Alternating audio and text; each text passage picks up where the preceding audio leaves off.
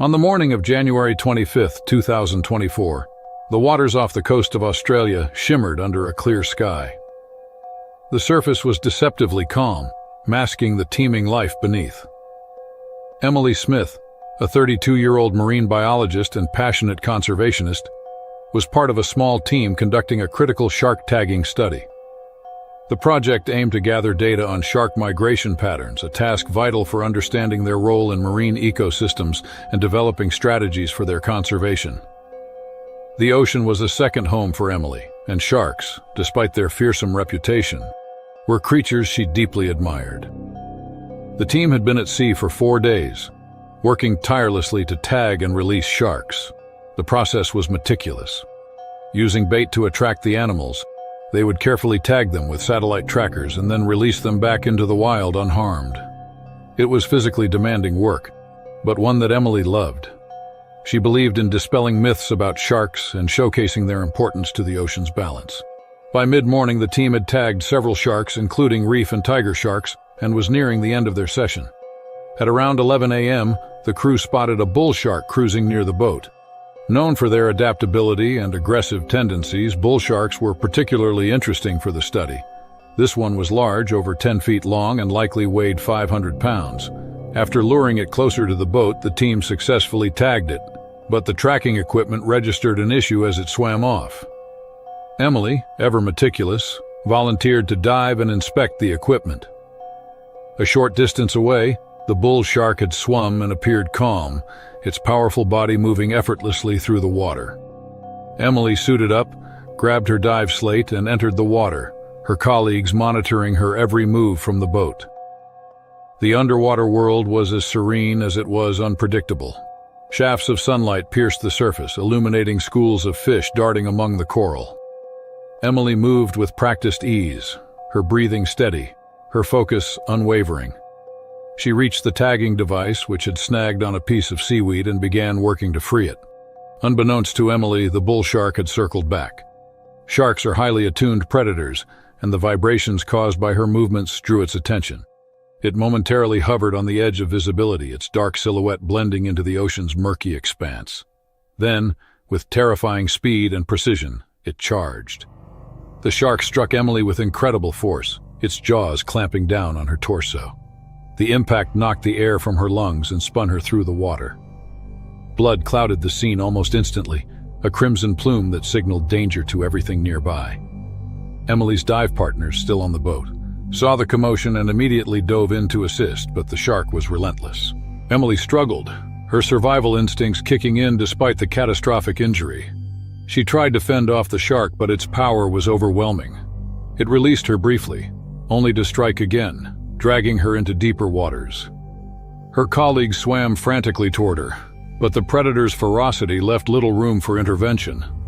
Once a sanctuary for Emily, the ocean had turned into a battlefield.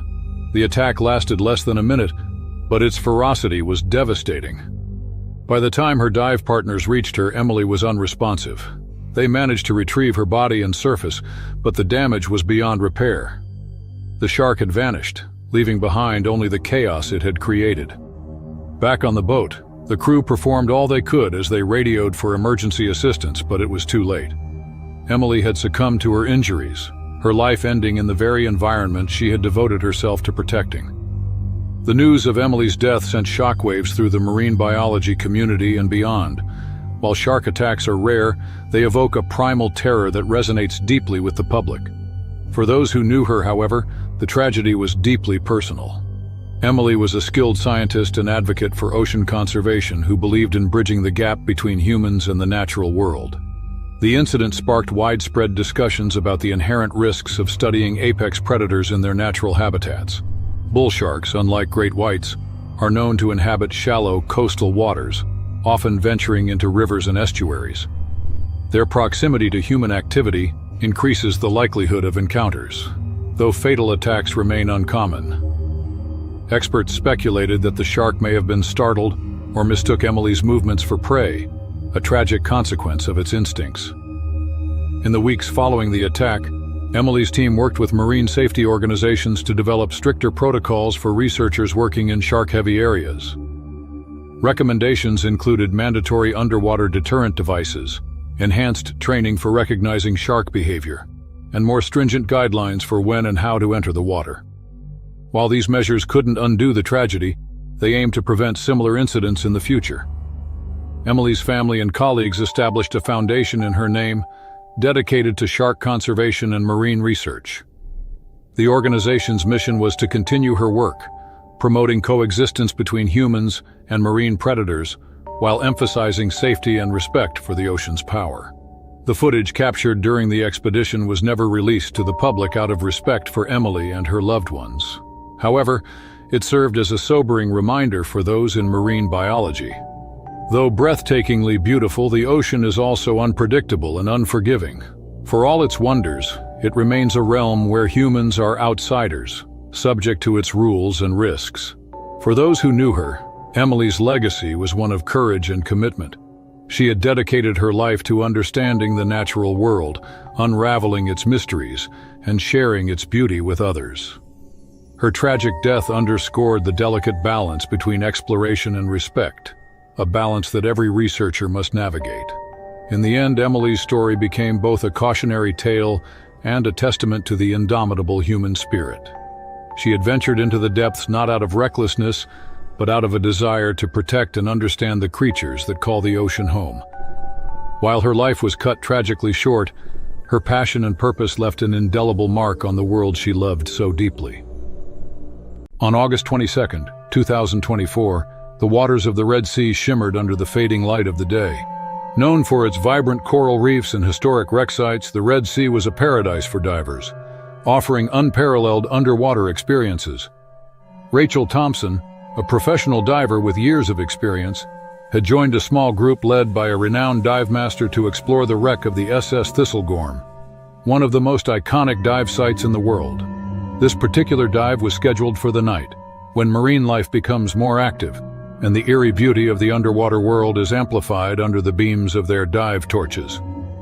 The group was seasoned, their equipment meticulously checked, and spirits were high as they prepared to descend.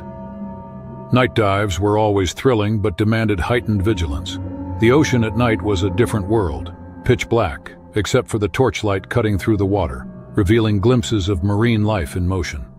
For Rachel, it was another chance to embrace her passion for the ocean and its unique tranquility, even amidst the adrenaline rush of the unknown.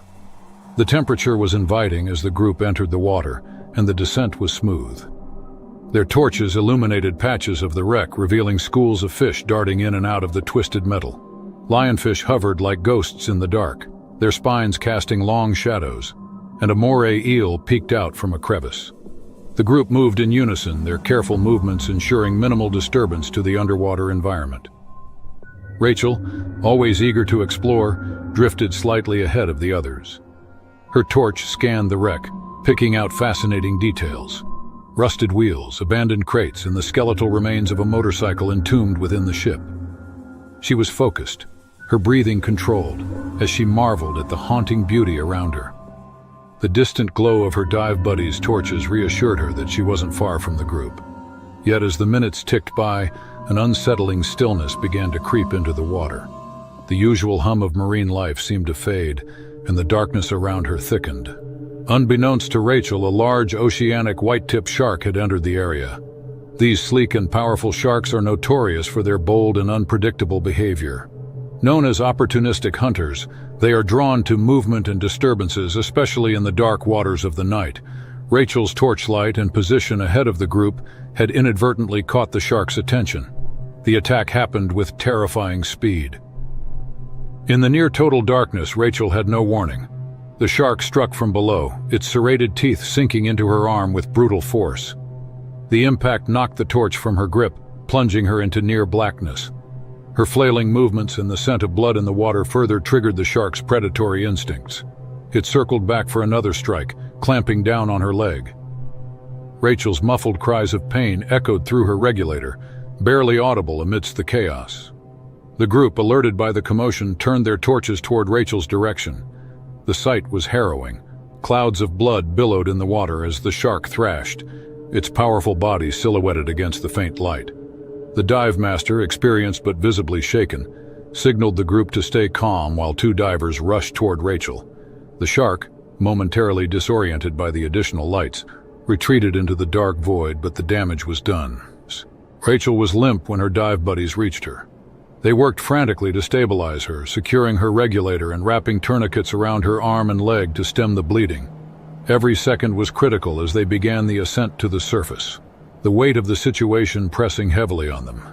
The journey up felt agonizingly slow. The decompression stops necessary to prevent further harm, but added precious minutes to the ordeal. When they finally breached the surface, the crew on the dive boat was ready. Rachel was hauled aboard, her wetsuit soaked in blood, her face pale and unresponsive. The dive master relayed the severity of her injuries, and the crew immediately administered first aid. Despite their best efforts, the blood loss was too severe. Rachel's pulse weakened, and within moments, she was gone. The group's relief at reaching the surface was replaced by the crushing realization that they had lost one of their own. The tragedy sent shockwaves through the diving community. While not commonly involved in attacks, oceanic white-tip sharks have long been recognized as a more aggressive shark species. Their unpredictable nature and the conditions of a night dive created a perfect storm for this fatal encounter. Authorities responded swiftly, launching an investigation and immediately banning night dives. Experts reviewed footage and dive logs to piece together the chain of events. They concluded that the shark's presence near a well-trafficked dive site was likely linked to overfishing and disrupted marine ecosystems. With fewer natural prey, sharks were increasingly drawn to areas frequented by humans, associating them with food sources. Rachel's death was a sobering reminder of the risks of interacting with the ocean's apex predators. Tributes poured in from colleagues and fans who remembered her as a passionate marine conservation advocate and a fearless underwater world explorer. Yet, her untimely end also ignited debates about the ethics of night diving and the protocols for ensuring diver safety in shark habitats. In the weeks following the incident, diving organizations implemented stricter guidelines. Night dives were subject to greater scrutiny, especially in areas known for shark activity. Divers were required to carry additional safety equipment, including noise deterrents and emergency signaling devices.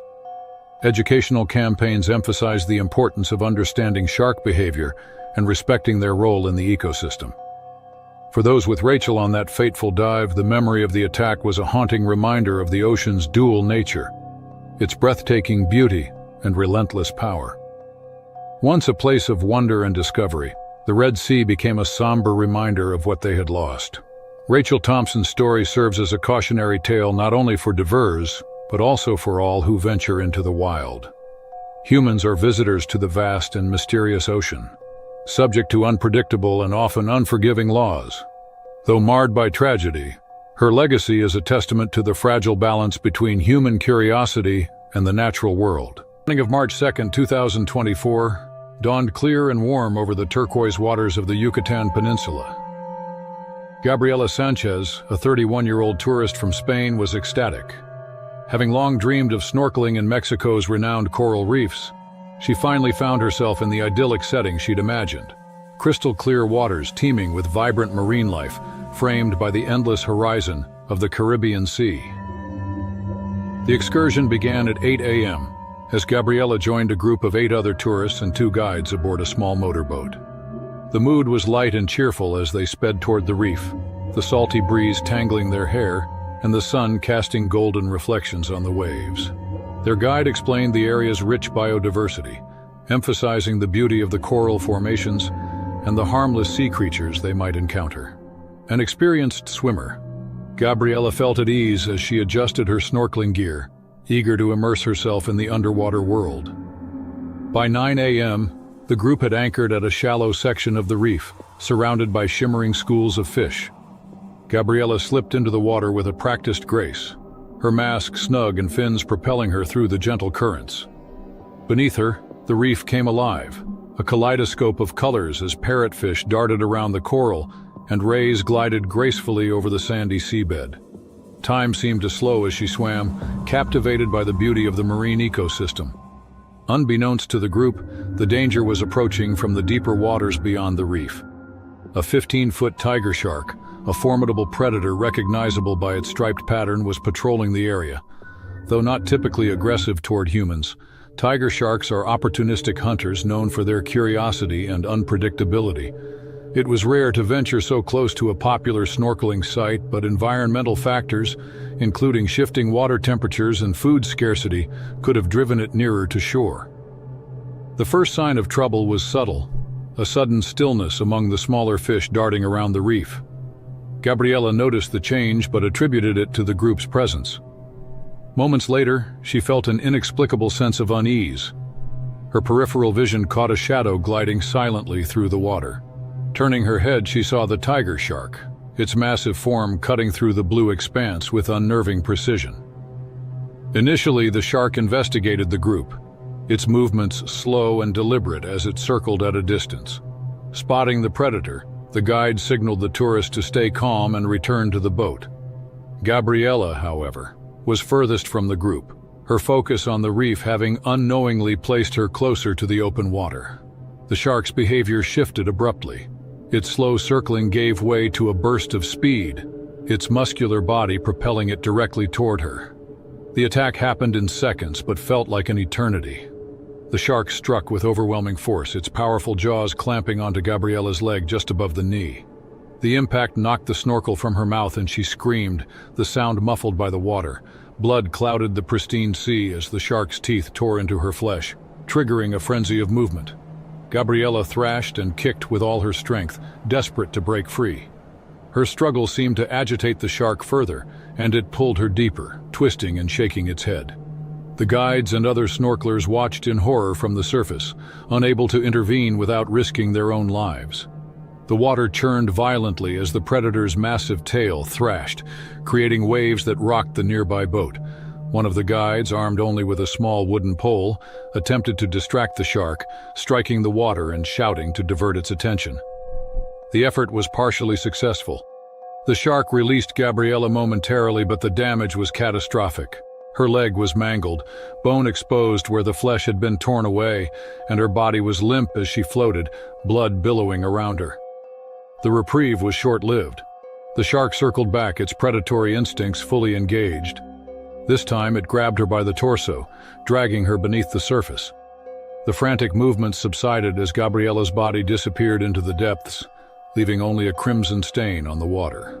The remaining tourists scrambled back to the boat, their terror palpable. The guides quickly accounted for everyone, ensuring no one else was in immediate danger. Calls for emergency assistance were made as the group watched helplessly, their joy from moments earlier replaced by shock and despair. Rescue boats and a helicopter arrived within half an hour, but it was too late. Gabriella's body was eventually recovered, her injuries confirming the severity of the attack. The shark had vanished, retreating to the open ocean after the encounter. The attack sent shockwaves through the local community and beyond. The Yucatan Peninsula, renowned for its tranquil waters and thriving tourism industry, was suddenly under scrutiny. Shark attacks in the region were exceedingly rare, and this incident raised urgent questions about safety protocols for snorkeling excursions. Authorities immediately suspended all snorkeling and diving activities near the reef and launched an investigation into the tragedy's circumstances. Marine biologists speculated about the shark's behavior, noting that tiger sharks are not typically aggressive unless provoked or confused. The combination of blood in the water, flailing movements, and the proximity to a fishing boat's discarded waste likely triggered the shark's predatory response. They also emphasized the importance of education and precaution when sharing marine environments with apex predators. Gabriella's death became a rallying point for changes in the region's tourism industry. New safety measures were implemented, including mandatory shark awareness training for guides, stricter regulations on disposing of fish waste near snorkeling sites, and enhanced surveillance of marine activity. Additionally, tours began equipping boats with shark deterrent devices and medical kits capable of handling severe injuries. For those who had been with Gabriella that day, the trauma was indelible. The image of her final moments haunted them, a stark reminder of nature's duality, its beauty and its brutality. Her family, devastated by the loss, honored her adventurous spirit by supporting marine conservation efforts, aiming to educate others about the delicate balance between human activity and wildlife. The waters off the coast of Kodiak Island, Alaska, are home to some of the richest marine life in the world. Fishermen often find halibut, salmon, and crab in these waters. But this abundance also attracts predators. Among these predators are salmon sharks, which can grow up to 10 feet long and weigh hundreds of pounds. Though not as famous as their cousins, the great white salmon sharks are powerful hunters. They are known for their speed and ability to adapt to colder waters. It's not unusual for fishermen to spot them circling near their boats, drawn in by the smell of bait or fish struggling on the line. On July 16, 2024, Carl Jenkins set out from Kodiak Harbor alone, as he had done hundreds of times before. Carl was 58, a seasoned fisherman who had spent most of his life working these waters. He owned a small boat named Sea Whisper, barely big enough for 2 people, but it was all he needed. Carl wasn't fishing for sport. He made a living selling his catch at the local market, and this was supposed to be just another day on the job. That morning, Carl woke early, loaded his gear onto the boat, and checked the weather. The forecast was clear, with calm seas expected. He packed his lunch, a couple of sandwiches and a thermos of coffee, and set off before sunrise. By the time the sun was up, Carl was already miles offshore, surrounded by only open water. His boat rocked gently as he prepared his fishing lines, baiting them with pieces of herring. The fishing was good that morning. By mid-morning, Carl had already pulled in a couple of halibut, each weighing over 50 pounds. His small cooler was quickly filling up. Around 11 a.m., he took a break to eat and drink coffee, enjoying the solitude. Carl liked being out here alone. It was quite peaceful, but the peace didn't last. Around noon, Carl felt a strong tug on one of his lines. He stood up quickly, gripping the rod as whatever was on the other end fought back hard. The struggle went on for nearly 15 minutes. Carl's arms ached as he slowly reeled it in. When he finally got a look at his catch, he couldn't believe it. It was a massive halibut, easily over 150 pounds. The fish thrashed violently as Carl worked to secure it. He managed to pull it alongside the boat, using a gaff to hook it and keep it in place. But the commotion didn't go unnoticed. The struggling fish sent vibrations through the water, attracting attention. Carl didn't see the first dorsal fin right away. He was too focused on the fish, but when he leaned over the side of the boat to secure the halibut, he finally noticed movement in the water. A shadow passed beneath the ship, followed by another.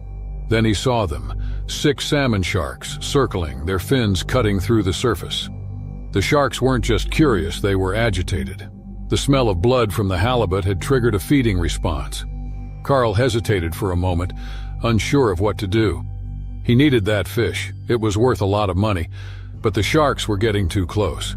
One of them bumped the side of the boat hard enough to make Carl lose his balance for a moment. Another darted toward the halibut, biting into it before retreating with a piece of flesh. Carl yelled out in frustration, though no one was around to hear him. He grabbed a pole and tried to push the sharks away, but it only made them more aggressive.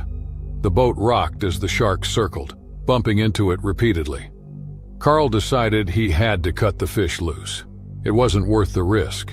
He reached for his knife, but the boat lurched violently as he leaned over to cut the line. One of the sharks had hit it again, and Carl lost his footing. He fell forward, hitting the boat's edge before plunging into the water. The cold shock of the Alaskan water hit him like a hammer. His body froze for a moment as he struggled to orient himself. The sharks were on him almost immediately. The first bite came from behind, clamping down on his leg and dragging him under. Carl kicked and thrashed, but it was no use. The sharks were too strong. The water churned with blood as the feeding frenzy began. A GoPro that Carl had set up earlier to record his catch was still running on the boat. It captured everything: the fall, the chaos, the dark shapes moving beneath the surface. The footage showed Carl resurfacing briefly, gasping for air before being pulled under again. The water turned red as the sharks tore into him. Within minutes, there was nothing left but silence. The Sea Whisper drifted aimlessly, the GoPro still recording. The sharks eventually moved on, and later that evening, another fisherman found the boat floating without its owner. When authorities reviewed the footage, they were horrified. The attack raised questions about why the sharks had been so aggressive. Some experts speculated that the unusually warm summer had affected their behavior. while others pointed to the increased competition for food in the area. But for the people of Kodiak Island, none of that mattered. Carl Jenkins was gone, another life claimed by the unforgiving waters of Alaska. Monterey Bay in California is a place surfers dream about. The waves are consistent, the water is deep, and the scenery is beautiful. It's also home to various marine life, from seals and sea otters to whales and dolphins. But beneath the surface, it's also known for its population of great white sharks. The deep underwater canyon in the bay creates an ideal hunting ground for these predators. Great whites are often seen here, especially in October when they move closer to shore, following schools of fish and seals. On October 14, 2024, Matt Dawson, a 28-year-old surfer from Santa Cruz, arrived at Monterey Bay early in the morning. Matt was no stranger to the ocean. He had been surfing since a teenager and spent most weekends chasing waves. He had a lean, athletic build, the kind of body you'd expect from someone who spent hours paddling against the currents. Surfing wasn't just a hobby for Matt, it was his escape. After a stressful week working as a graphic designer, the water was where he found peace. That morning, Matt packed his surfboard into his truck, grabbed a quick breakfast, and drove to one of his favorite spots near Moss Landing. The air was cool and the sun was just beginning to rise. Several other surfers were already there, waxing their boards and suiting up.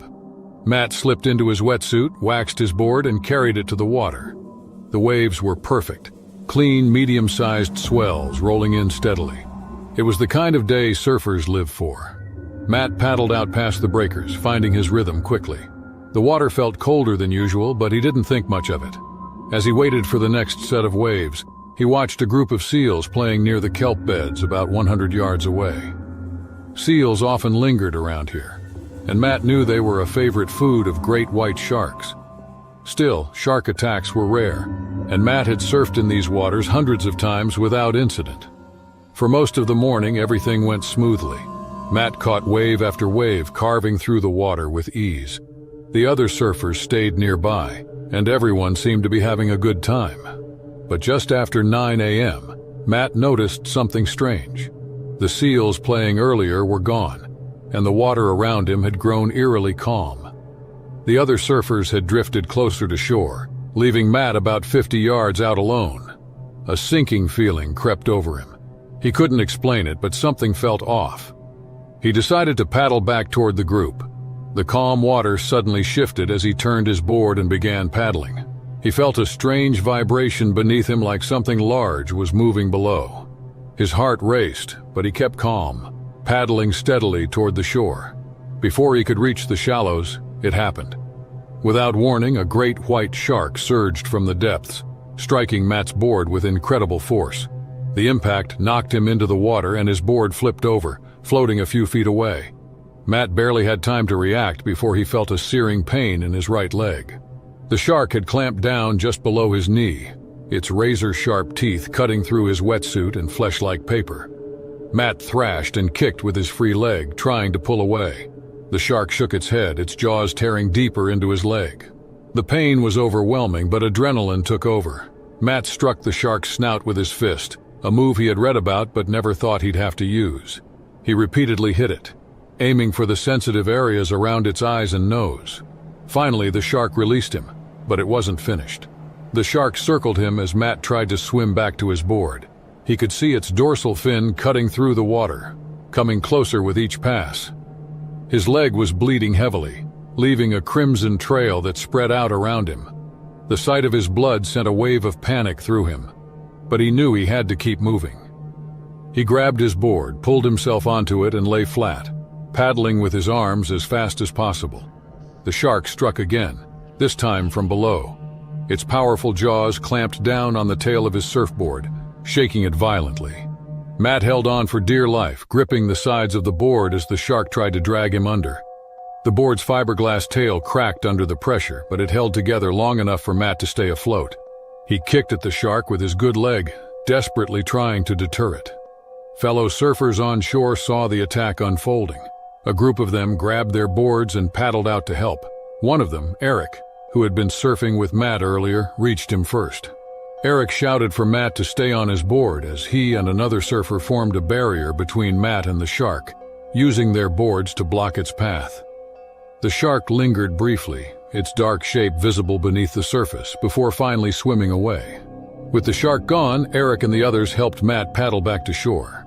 By the time they reached the sand, Matt was pale and trembling, his legs still bleeding heavily. One of the surfers used the leash from a board as a makeshift tourniquet, tying it tightly around Matt's thigh to slow the bleeding.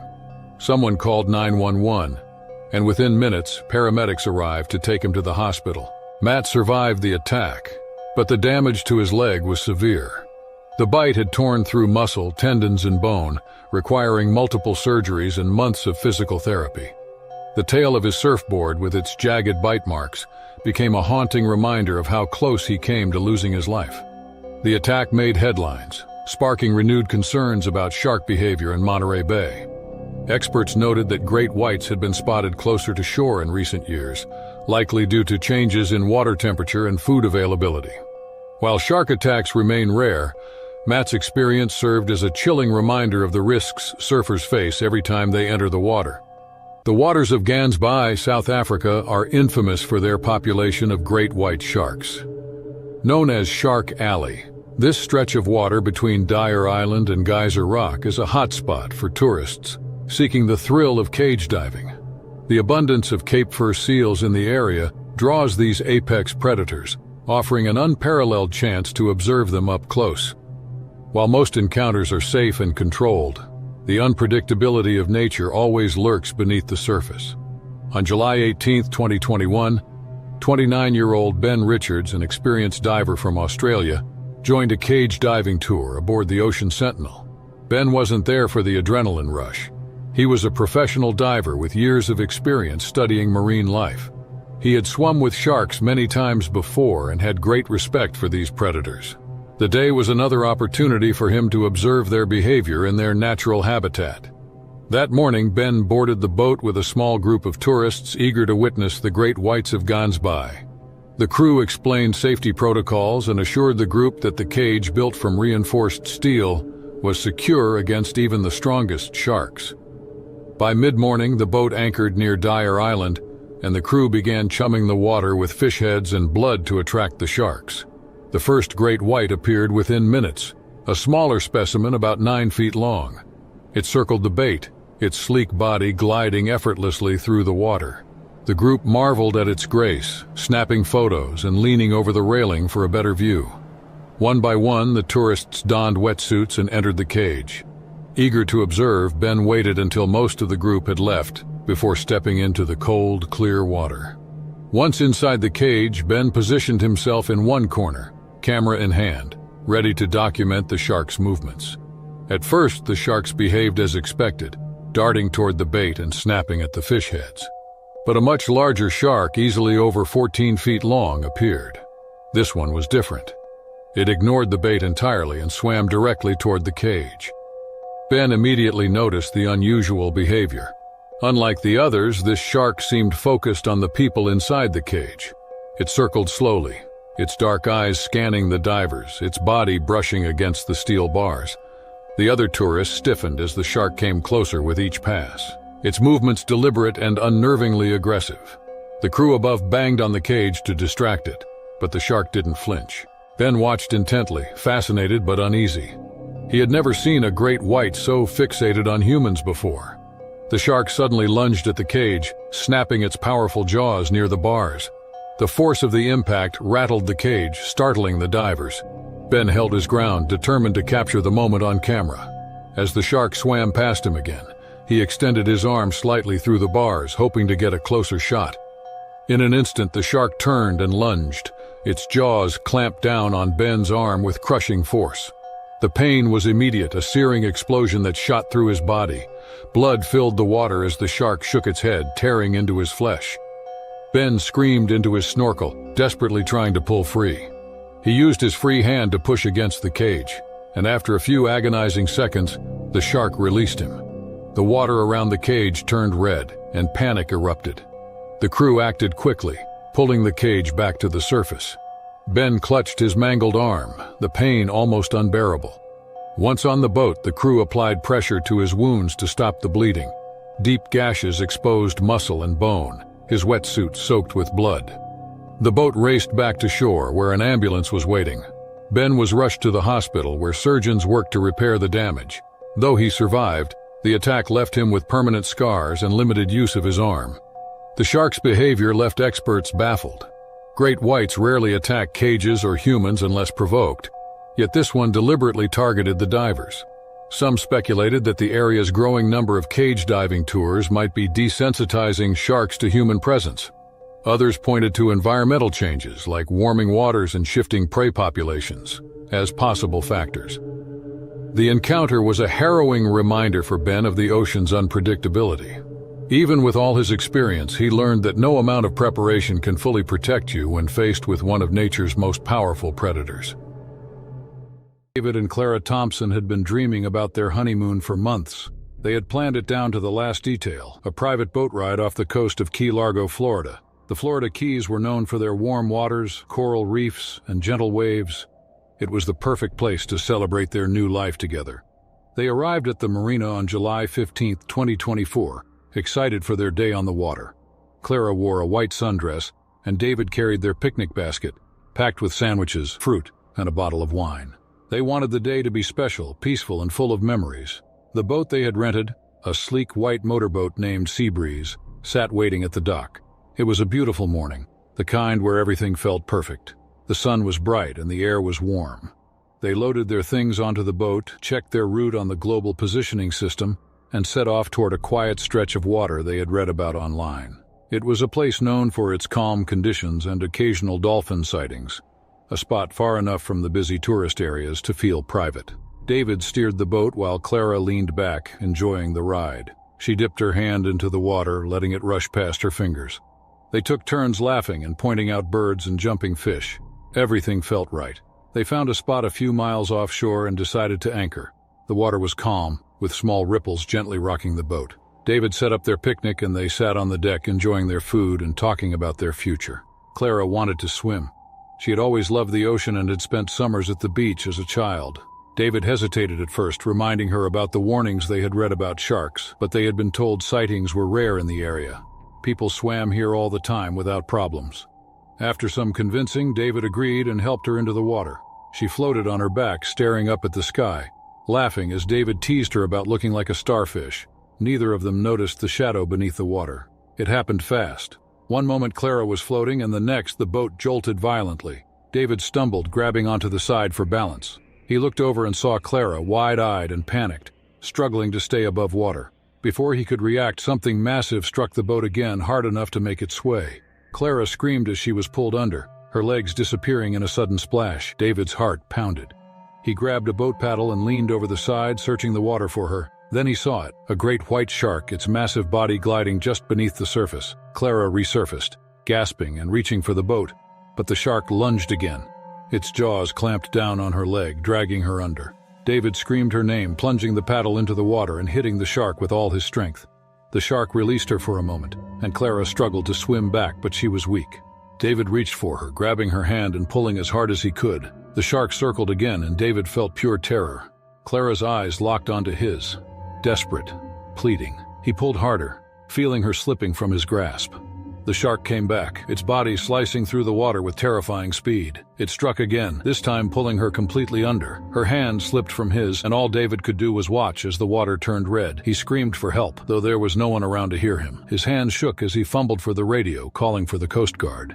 His voice broke as he tried to explain what had happened, his breath coming in ragged gasps. The minutes dragged on as he stood frozen, staring at the water, hoping Clara would surface.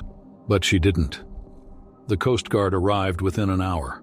They searched the area, scanning the water with their equipment, but Clara was gone. David sat on the deck, silent and staring ahead, his hands clenched into fists. The officers tried to comfort him, but their words meant nothing. The boat that had been their honeymoon dream was now a crime scene.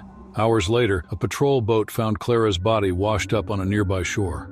Her leg was nearly severed, and her arms bore deep bite marks. Her wedding ring was still on her finger.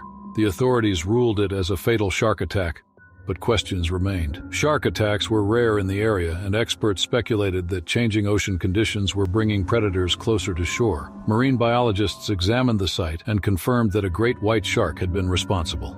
Over the past few years, sightings of great whites along the Florida coast have increased. Warmer waters were driving them further north, and with the seal population declining, they were becoming more aggressive. These sharks, once rarely seen in these waters, were now showing up in places they had never been before. News of Clara's tragic death spread quickly. Residents were horrified, and beachgoers grew cautious. The attack raised concerns about whether enough was being done to track shark movements. Scientists and officials debated ways to improve safety, from increased surveillance to stricter guidelines for boaters and swimmers. David, shattered and lost, left Florida days later. He couldn't stay in the place that had taken Clara from him. Their honeymoon, meant to be a celebration of love and happiness, had ended in unimaginable tragedy. The memories of their laughter and plans were now haunted by the image of Clara disappearing beneath the water. The spot where it happened became known among the locals as a place of caution, a reminder of how quickly the ocean could change. Clara's story was shared in news outlets across the country, urging people to stay alert and respect the ocean's dangers. But for David, it was more than a cautionary tale. It was a nightmare he would never escape.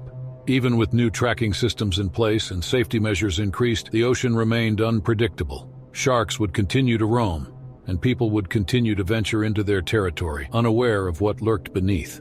And somewhere out there, the great white that had taken Clara still swam, a reminder of the fragility of life in the face of nature's power. Steve Holloway had been fishing the waters off the coast of Cedar Key, Florida, for most of his life.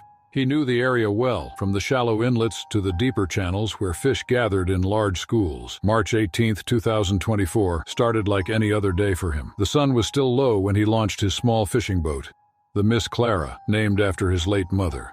Steve was a man of routine, and fishing was more than just a job to him. It was his life. That morning, he packed his cooler with sandwiches and water, checked his nets, and steered his boat toward a spot about 10 miles offshore. It was a quiet area, far from the busier fishing routes, where he could cast his nets without competition. He had fished these waters alone for years and never felt uneasy about it. The ocean was a friend he had come to trust, but that trust was about to be shattered. By mid-morning, Steve had already hauled in a decent catch. He whistled to himself as he untangled a few snappers from his net. The water was calm, and everything felt normal. He stood at the edge of the boat, preparing to cast his net again, when he noticed something odd. The water around the boat swirled slightly, as if something large was moving below. Steve had seen sharks before. They were part of life out here. Bull sharks in particular were common in Florida's waters and known for their aggressive nature and ability to thrive in both salt and freshwater. Most times they stayed away from boats, only showing interest when fishermen threw scraps overboard. But today, Steve hadn't discarded anything. He glanced around but saw nothing unusual, so he focused back on his work. He tossed the net overboard, watching it sink slowly. The moment his hands left the rope, a force struck the side of the boat, jolting him forward. He caught himself, his heart racing. He peered over the edge, expecting to see a dolphin or a tarpon. But instead, he saw a dark shape circling beneath the boat. It was bigger than anything he had seen up close before. Before he could react, the shark surged upward, ramming the hull again. The impact sent him off balance, and in a flash, his arm was yanked downward. A crushing pain shot through him as the bull shark latched onto his forearm, its powerful jaws tearing through flesh and muscle. Steve screamed, trying to pull away, but the shark's grip tightened.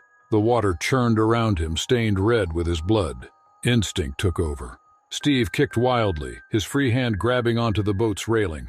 The shark pulled harder, dragging him halfway over the side. He slammed his foot against the boat, managing to wrench his arm free, but the damage was done. Blood gushed from deep wounds and his vision blurred from the pain. His body shook, but he forced himself to climb back onto the deck. For a brief moment, he thought it was over. He pressed his trembling hand against the wound, trying to stop the bleeding. His fishing gear was scattered across the deck. The cooler overturned and water pooled around his feet. He reached for the radio, his fingers slick with blood, struggling to turn the dial. Static crackled, but before he could call for help, the shark struck again. The boat lurched violently, and Steve was thrown onto his back. He groaned, barely able to move. The shark was relentless, circling the boat, its dorsal fin slicing through the water. He could see it now. Its dark eyes locked onto him, its massive body gliding effortlessly beneath the surface. He knew he couldn't stay on the deck. The shark wasn't going to stop. With his strength fading, he crawled toward the wheel, hoping to start the engine and get out of there. Just as he reached for the ignition, another hard hit sent the boat tilting dangerously to one side. Steve tumbled, his injured arm dragging through the water as he fell partially overboard. The shark lunged again, this time locking onto his leg. He screamed, his voice lost in the vastness of the ocean. He kicked desperately, slamming his fist against the shark's snout, but it refused to let go. The water filled his lungs as he struggled to stay afloat. His grip on the boat weakened, and he could feel himself being pulled deeper. His vision darkened, his thoughts clouded with pain and exhaustion. Just when it seemed hopeless, the sound of an approaching boat cut through the chaos.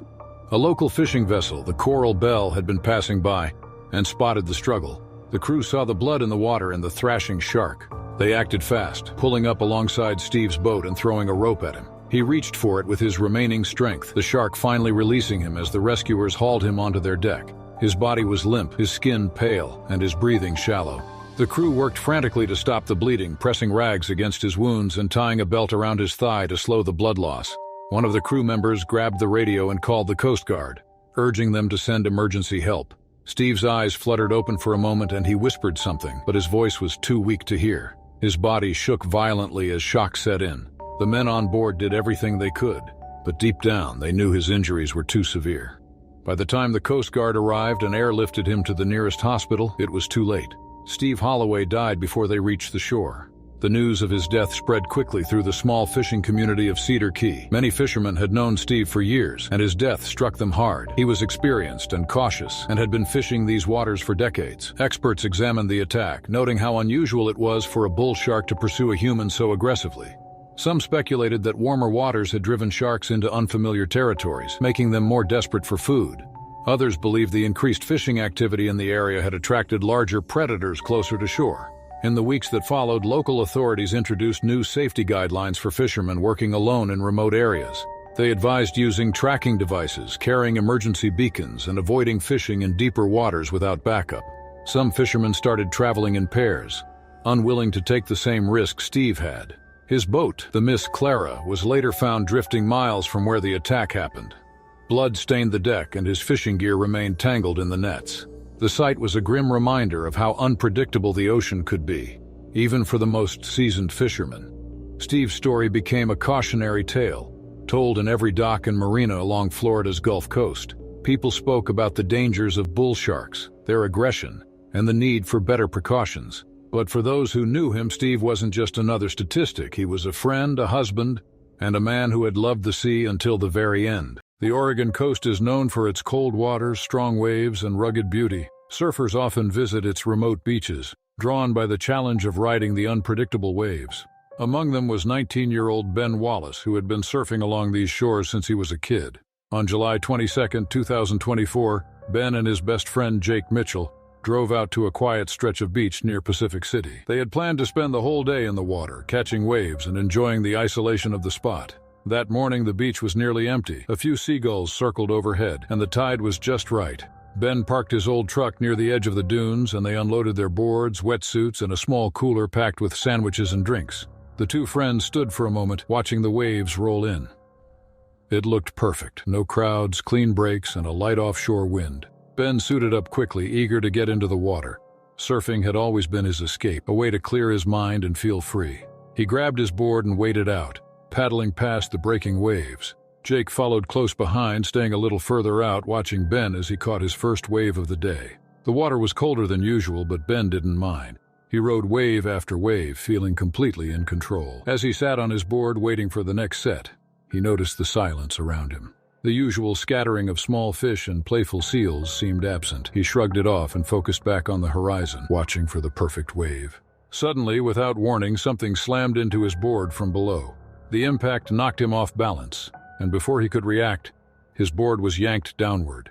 He felt himself being pulled under, the leash around his ankle straining as the board disappeared beneath the surface. Panic set in as he kicked wildly, struggling to stay above water. His heart pounded as he saw the massive shape below him, dark, fast, and powerful. A great white shark, at least 15 feet long, had latched onto his board, its jaws clamping down with crushing force. The fins sliced through the water as the predator thrashed, dragging Ben further under. His chest tightened and his thoughts raced as he fought to free himself. Using every ounce of strength, Ben grabbed his board and shoved it against the shark's snout, pushing with all his might. The shark released the board, but before he could react, it turned and lunged at him again. This time, its powerful jaws clamped down on his leg. A searing pain shot through his body as teeth sank deep into his thigh, tearing through his wetsuit. Ben screamed, but the sound was muffled underwater. He punched at the shark's head, his hands trembling with fear and desperation. Blood clouded the water around him, and he knew he had to get to the surface before it was too late. He kicked frantically, feeling the shark's grip loosen for a moment. From a distance, Jake saw the thrashing water and Ben's board bobbing violently. He paddled toward his friend, his gut telling him something was very wrong. As he got closer, he saw the red spreading in the water and Ben struggling to stay afloat. Without hesitation, Jake paddled faster, reaching Ben just as he broke the surface, gasping for air. Jake grabbed him, wrapping an arm around his chest, and began paddling back toward shore. Ben's leg was bleeding heavily, and he felt weak. He could barely hold onto his board as Jake pulled him through the waves. The shark lingered beneath them, circling, but didn't attack again. The two friends fought the current, inching closer to shore with each stroke. The beach felt impossibly far. Ben's vision blurred, and his strength faded. Jake shouted at him to stay awake, his voice filled with fear and urgency. The waves pushed against them, but Jake didn't stop. He could feel Ben growing weaker with every passing second. Finally, they reached shallow water. Jake dragged Ben onto the wet sand, his arms shaking with exhaustion. He ripped off his leash and tied it around Ben's thigh to slow the bleeding. Ben groaned in pain, his body trembling. A nearby beachgoer, seeing the commotion, sprinted over and called for help. Within minutes, sirens echoed in the distance. Paramedics rushed onto the sand, lifting Ben onto a stretcher and securing his leg. His face was pale, his breathing shallow, but he was still alive. The ambulance sped away, leaving Jake standing on the beach, staring out at the ocean. The water looked calm again, as if nothing had happened. But he knew better. The attack had been fast, violent, and unexpected. At the hospital, doctors worked quickly to repair Ben's injuries. The bite had torn through muscle and tendons, and he had lost a lot of blood. Hours of surgery followed, and it became clear that his recovery would take time. The incident shook the local surfing community. Many had surfed these waters for years without any problems, but now they were reminded of the lurking dangers beneath the surface. Warnings were issued, advising surfers to stay cautious and avoid remote areas alone. Marine experts weighed in, explaining that great white sharks were common along the Oregon coast, especially in summer months when seals, one of their main food sources, were abundant. The attack was likely a case of mistaken identity, but the outcome was still devastating. Despite the trauma, Ben survived. The attack left him scarred, both physically and emotionally, but he was grateful to be alive. The ocean, once his place of escape, now felt different. The water was exceptionally clear off the coast of Gansbai, a small fishing town in South Africa in the late summer of 2002. Known as the Great White Shark Capital of the world, Gansbai's reputation brought both advantages and disadvantages. Tourists flocked to the area for cage diving, hoping for a glimpse of the notorious predators. However, seasoned divers found a different kind of allure in the nearby reefs. Beneath the waves was a thriving ecosystem full of life, with schools of fish moving like shimmering clouds and vibrant coral in technicolor. For those daring enough to leave the safety of the boats, it offered a tempting yet perilous playground. One of those regulars was 33-year-old diver Matt van der Leyen, who had been diving in these waters for more than 10 years. Born in Durban, Matt had spent most of his life traveling the South African coast. He just loved the ocean. He wasn't a marine biologist or an adrenaline junkie. As someone who respected the sea and its inhabitants, Matt was known for his calm demeanor and careful planning. Always cautious to avoid unnecessary risks, he had previously dived with smaller sharks.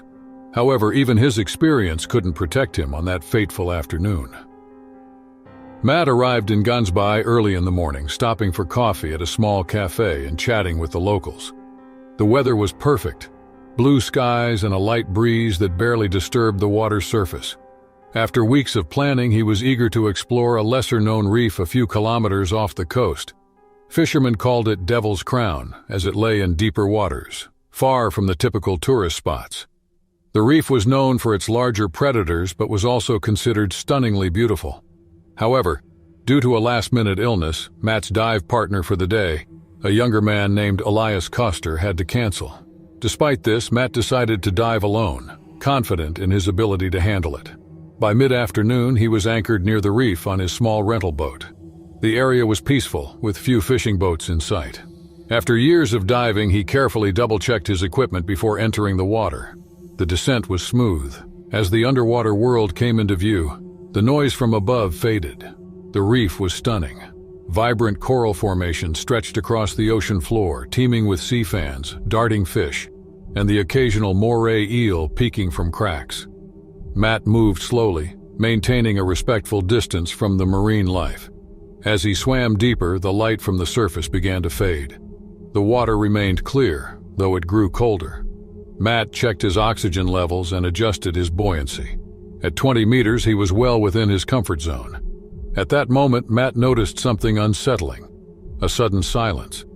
The fish that had been darting around the coral had disappeared as if they had vanished into the darkness.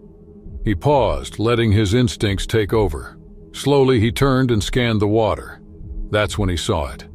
A great white shark, easily more than 4 meters long, emerged from the murky blue. Its dark dorsal side contrasted sharply with its pale white underbelly, moving with eerie grace. Matt, however, remained calm. He knew not to panic. Abrupt movements could provoke an attack, as he'd read countless stories of shark encounters. Slowly, he began to retreat, keeping his eyes on the predator. Despite his racing heart, he focused on breathing steadily. The shark's small black eyes never wavered as it circled him. At first, it seemed more curious than aggressive. Hoping the shark would lose interest, Matt continued backing away. But then, without warning, the shark abruptly turned and charged, moving with astonishing speed. The shark's razor-sharp teeth sliced through Matt's wetsuit and flesh, clamping down on his abdomen before he could react. It was instantaneous and excruciating. Matt fought back, punching the shark's gills and nose, desperately trying to break free. The water turned red with blood, intensifying the predator's aggression. With a violent shake of its massive head, the shark dragged Matt deeper into the water. As Matt struggled to hold his breath, his regulator came loose. The combination of pain and oxygen deprivation blurred his vision. On the surface, Reuben Fick, a retired fisherman, was piloting a small charter boat when a tourist noticed the thrashing in the water. Reuben grabbed his binoculars and spotted the unmistakable dorsal fin of the shark beneath the surface. Recognizing the danger, he quickly steered the boat toward the commotion, shouting for his passengers to grab the emergency medical kit. When they reached Matt, the water was eerily calm. They found him floating face up, his body pale and limp. The shark had vanished into the depths and was never seen again. Reuben, assisted by a nurse named Annika Joubert, managed to drag Matt aboard the boat.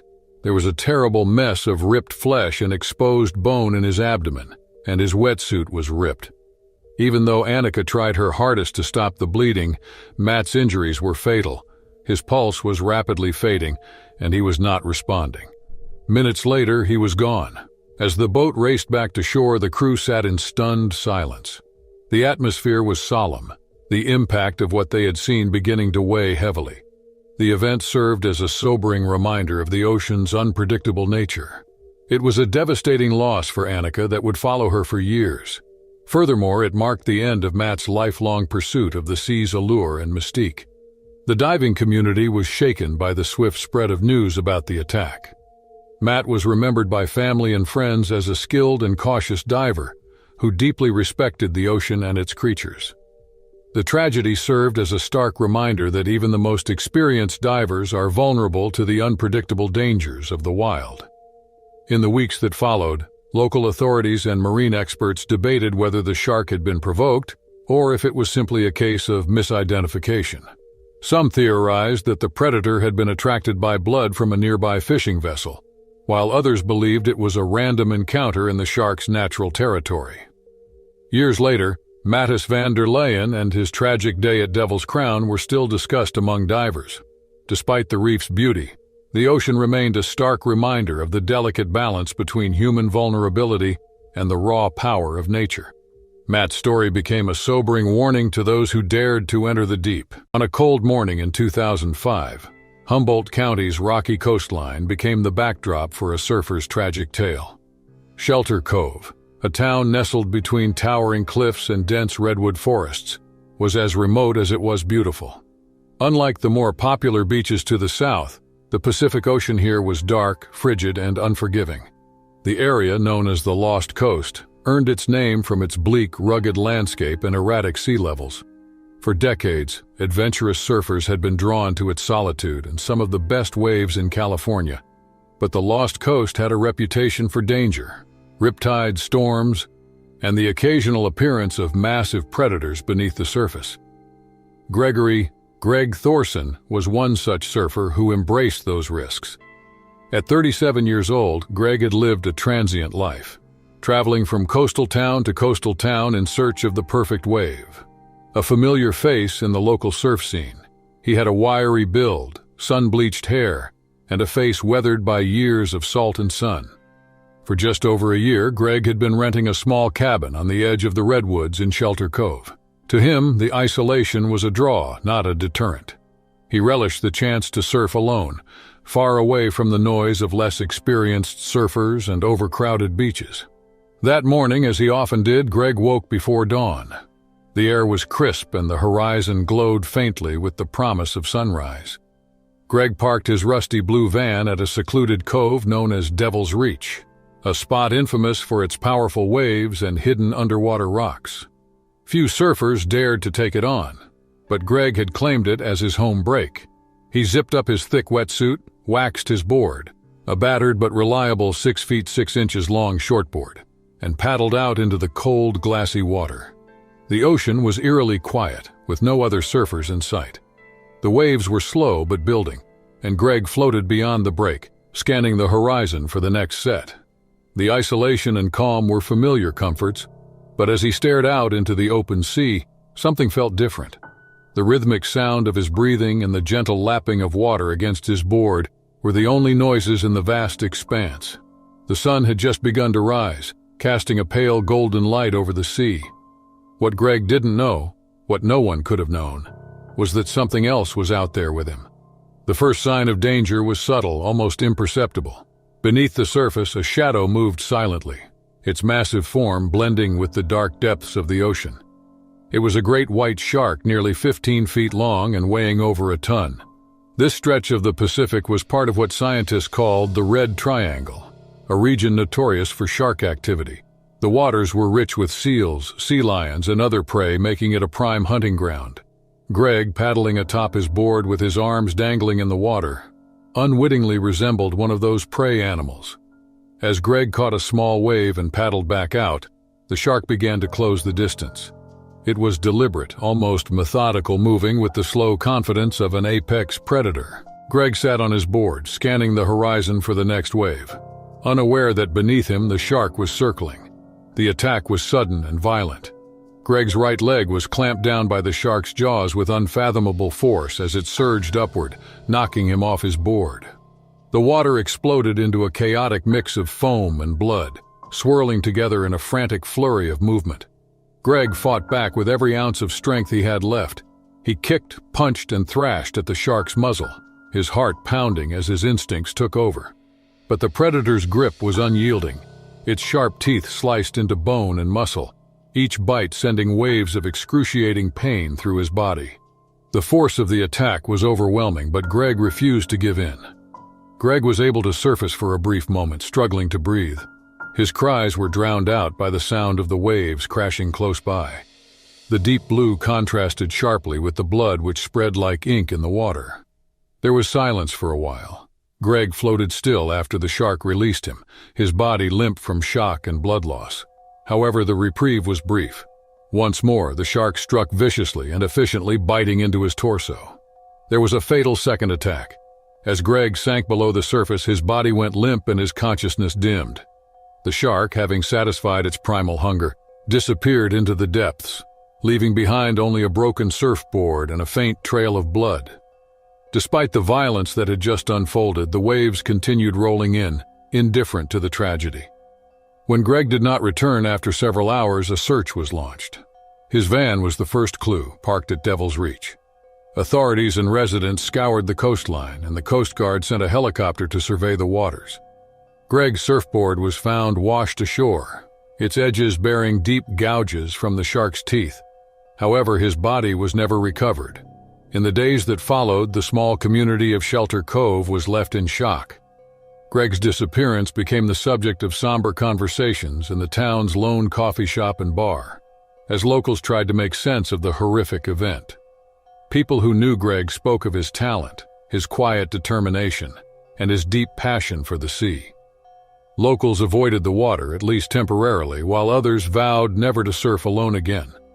Marine biologists suggested that the attack was likely a case of mistaken identity, with the shark confusing Greg for a seal or sea lion. Yet this explanation did little to comfort those left behind. The tragedy served as a somber reminder of the ocean's power and unpredictability. The vast, stunning waters had claimed another life. Years later, Greg's name became part of local lore, a cautionary tale shared with newcomers and young surfers. His cabin, now slowly being reclaimed by the forest, stood empty. The surf at Devil's Reach still rolled in, its waves crashing against the rocky shore, timeless and indifferent. Somewhere beneath the surface, a silent predator continued to swim in the Pacific's endless depths. In the quiet year of 2000, the untouched coastline of Ahipara, New Zealand, stretched for miles, framed by rugged cliffs and endless azure waters. Part of the country's renowned 90-mile beach, it was a favorite for adventurers seeking solitude and raw beauty. Despite its allure, the area carried an unspoken reputation for danger. The deep, cold waters just offshore were a haven for marine life, including great white sharks, often drawn closer after storms churned up the seabed. Samuel "Sam" Radcliffe, a 32-year-old outdoor enthusiast and seasoned paddleboarder, had always found solace in these remote waters. Known for his adventurous spirit and quiet demeanor, Sam had moved to New Zealand from Bristol, England, seeking a life unspoiled by urban chaos. He often spoke of the ocean as a place of peace, unaware of the tragedy that awaited him. Sam packed his paddleboard onto his truck and drove toward Ahipara Beach on a cloudy morning. A recent storm had passed, leaving behind an eerie stillness. The shoreline was deserted, save for a few seagulls skimming the waves. To Sam, the emptiness was perfect. He craved the isolation, the rhythmic sound of his paddle slicing through the water, and the chance to disconnect from the world. By mid-morning, Sam had ventured far from shore. All around him the sea stretched in all directions, a deep glassy blue. He paddled slowly, occasionally glancing down at the dark depths below. Even Sam couldn't ignore the weight of the silence, though the solitude was thrilling. He had received warnings from the locals about this area, known as a shark hunting ground. Sam had dismissed them as exaggerated stories meant to scare tourists. But as he glided farther out, he noticed the water beneath his board growing darker, not from depth, but from movement. A sudden shock sent Sam sprawling into the ocean. His paddleboard, once a symbol of serenity, was now drifting a few feet away, a useless buoy in the vast water. Panic surged as he realized what had happened. A great white shark, nearly 4 meters long, had struck the board, testing it as potential prey.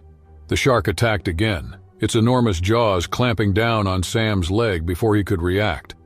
The force of the bite was unimaginable, and the water around him turned crimson. Sam thrashed, desperate to free himself, but the predator's grip was unrelenting. His attempts to swim back to his board were futile, each movement seeming to provoke the shark further. The attack lasted only moments, but the aftermath was harrowing. The shark released Sam, leaving him to float helplessly in the blood-streaked water. His leg was severely injured and his strength was fading fast. The ocean, once his sanctuary, now seemed an endless, indifferent expanse. Sam clung to his board, hoping against hope for rescue. On shore, a local fisherman named E.R.U. Thompson noticed the commotion far out at sea. E.R.U., a lifelong resident of Ahipara, was familiar with the waters and their hidden dangers.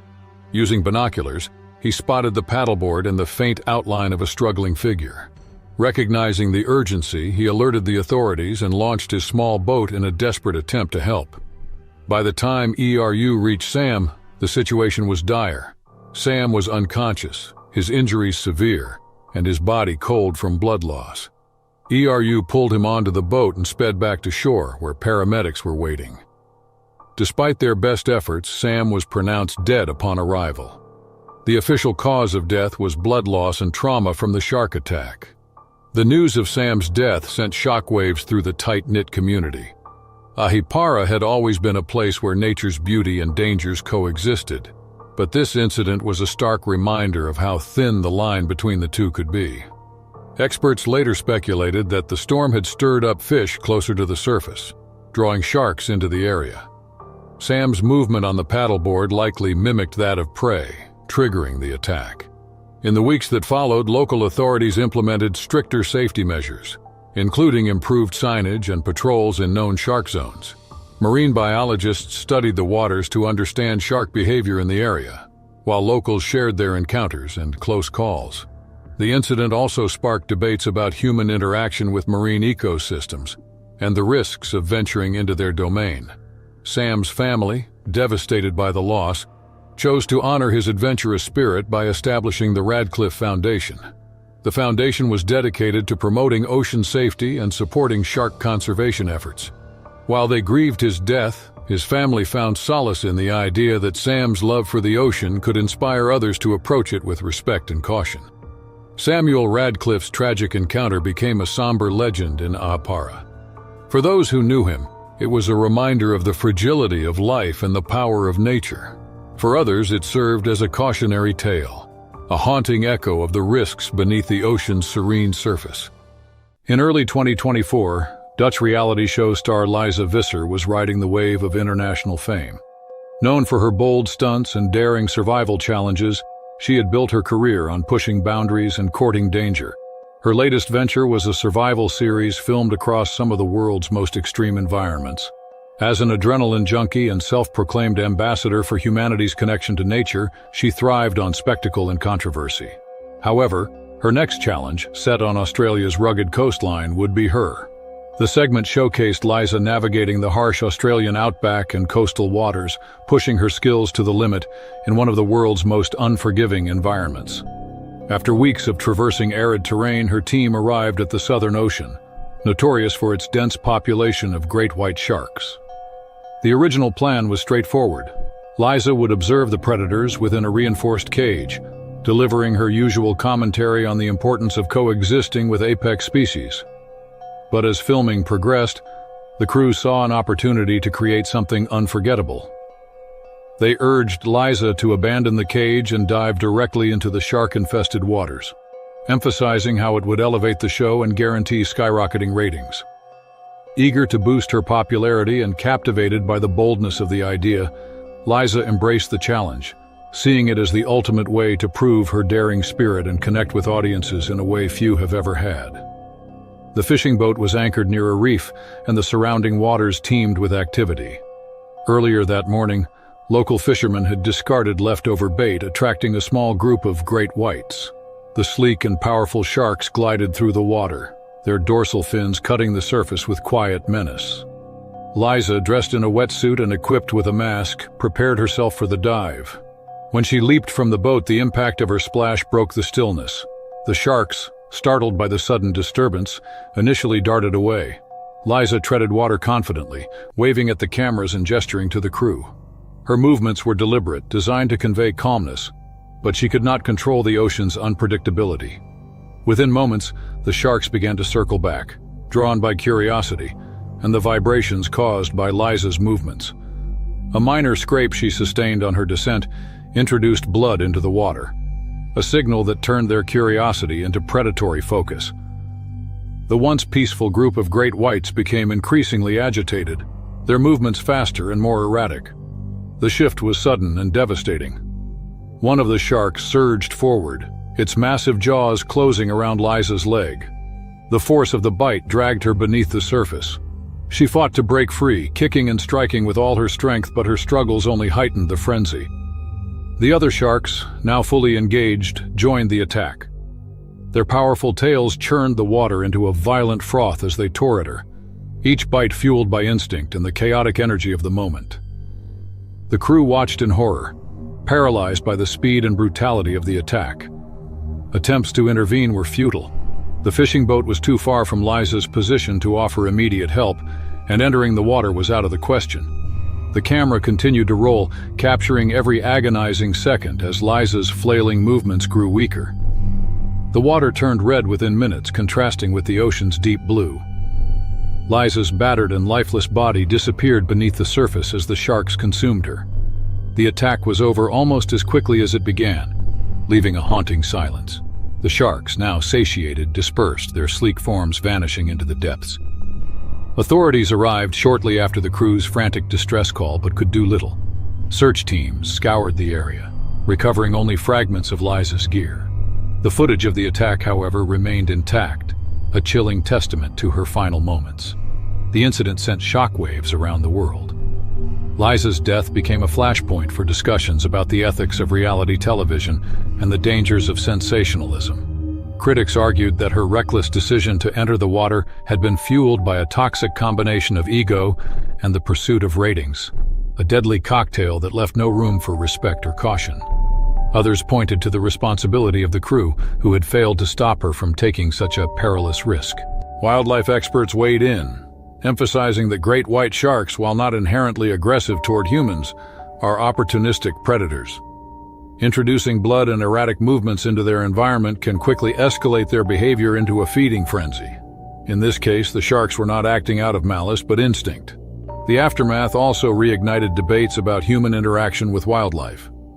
Advocacy groups highlighted the incident as an example of humanity's tendency to romanticize apex predators while ignoring their inherent dangers. Calls for stricter regulations on wildlife filming in dangerous environments gained traction, as did campaigns to educate the public about respecting natural boundaries. For Liza's family, friends, and fans, her death was a devastating loss. Tributes poured in, celebrating her adventurous spirit and commitment to pushing limits. Yet her legacy was complicated by the circumstances of her demise. While she had inspired countless people to embrace the outdoors and confront their fears, her final act served as a sobering cautionary tale. Though never released to the public, the footage of the attack was reportedly used in educational campaigns to underscore the importance of safety in wildlife encounters. It became a grim lesson in the consequences of underestimating the natural world, where a perilously thin line separates courage and recklessness. Ultimately, Liza Visser's life was a testament to the human desire for adventure and connection with nature. But her tragic death served as a stark reminder of the unforgiving reality of the wild, where even the boldest spirit is no match for the forces of instinct and survival. On October 14, 2024, the Golden, California coastline was alive with the familiar rhythms of the ocean. Surfers dotted the water at Padaro Beach, a popular beach known for its consistent waves and postcard-perfect scenery. Among them was Alex Williams, a 29-year-old seasoned surfer who had spent countless hours mastering the breaks at this spot. The late afternoon sun cast its amber glow over the waves, creating a serene yet fleeting moment as daylight faded. Alex, energized by the crisp autumn air, paddled out into the lineup. The waves were modest, rolling in unhurried, offering just enough for a satisfying session. He was at ease, his mind attuned to the pull of the water and the promise of the next wave. Around him, a handful of other surfers lingered, savoring the tail end of the day. The horizon glimmered with soft hues, and the shore was quiet, the crowds of beachgoers having thinned as evening approached. The water grew darker and colder as the sun dipped closer to the horizon. Shadows deepened beneath the surface, giving the ocean an enigmatic quality that seasoned surfers like Alex were used to navigating. Yet, for all its allure, the sea carried an undercurrent of danger which Alex knew but rarely dwelled on. Padaro Beach had a history of great white shark activity, particularly during the fall months when juvenile sharks frequented the region. Local authorities regularly issued advisories, but attacks were infrequent, making the warnings easy to overlook. With one final glance toward the horizon, Alex began paddling further out, chasing a set of waves forming in the distance. His movements were fluid and confident, his silhouette merging with the water beneath him, but a sudden invisible shift occurred beneath the surface as he paddled. Unbeknownst to Alex, a large great white shark had been circling the area.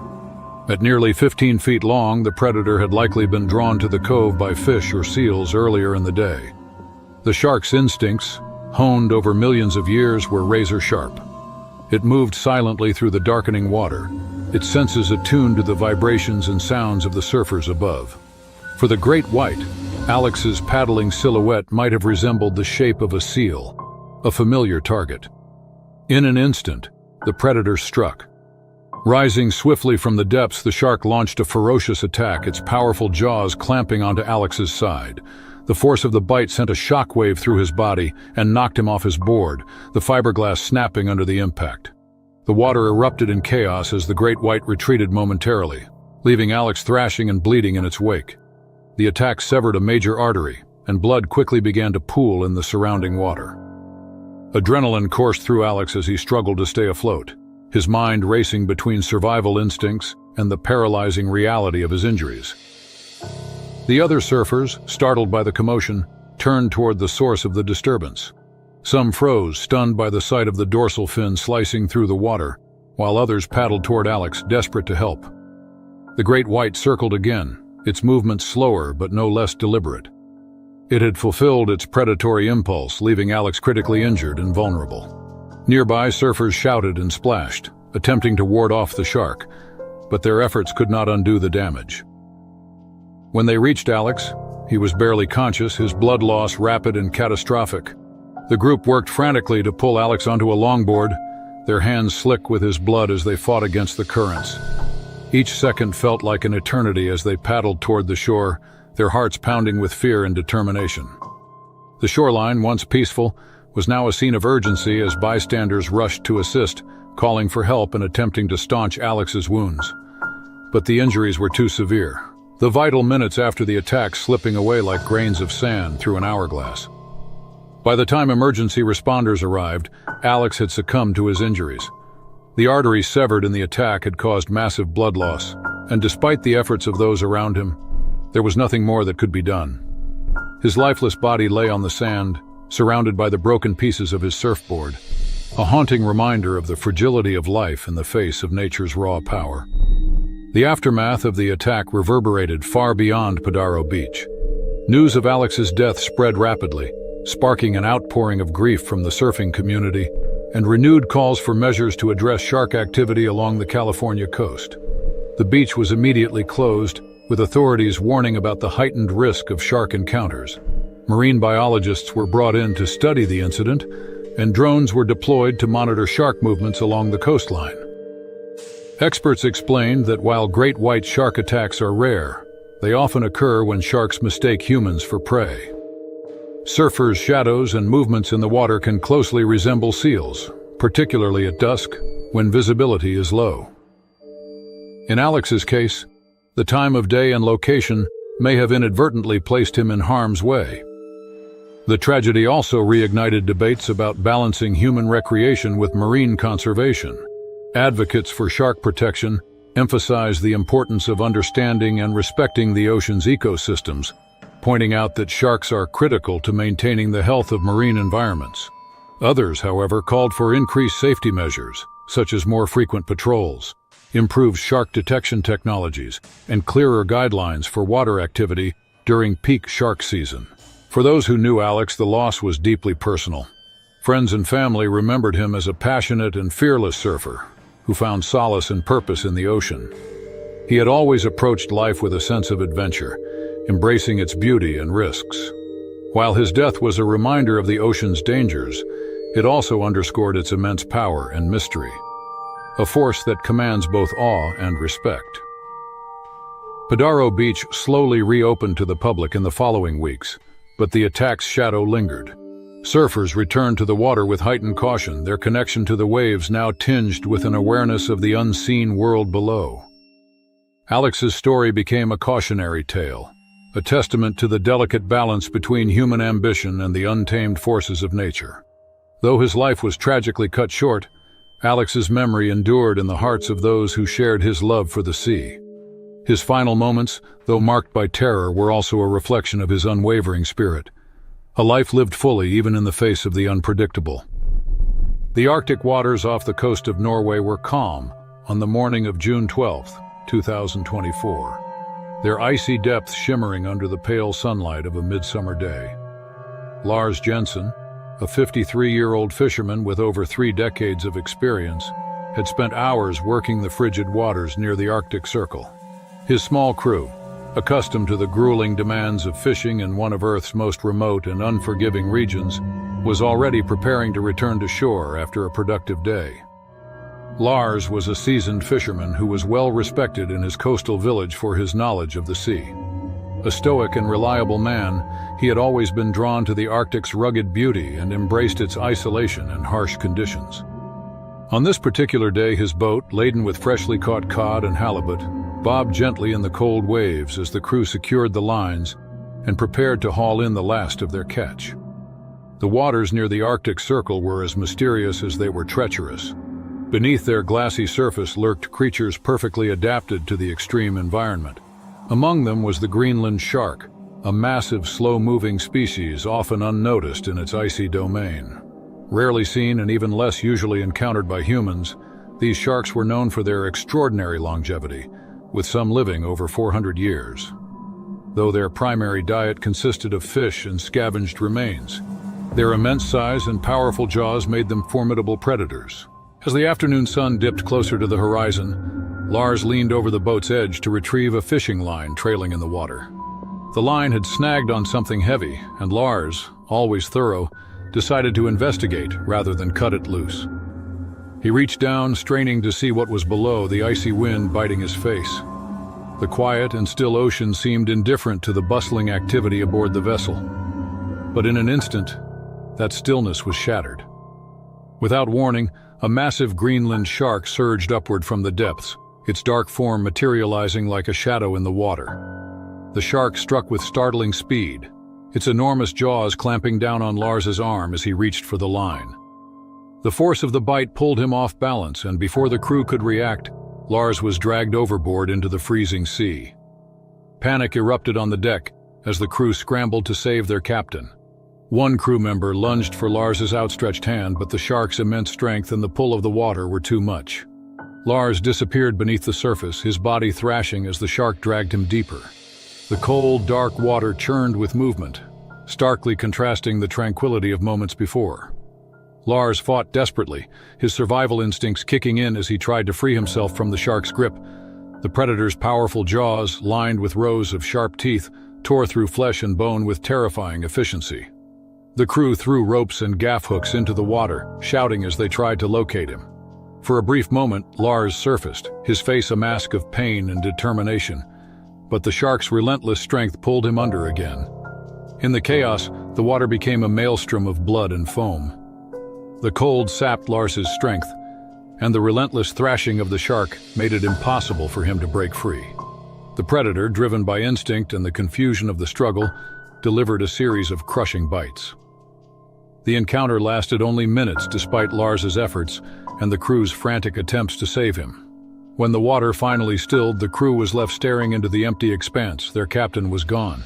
The stunned crew immediately radioed for help, their voices shaking as they described the unprecedented attack.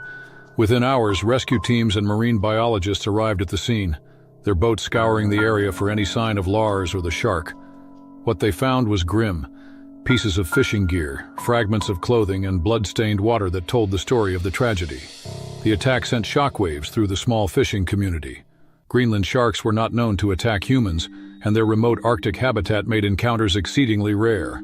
Marine biologists speculated that the shark might have been drawn to the area by the boat's activity, mistaking the vibrations of the fishing line for the movements of prey.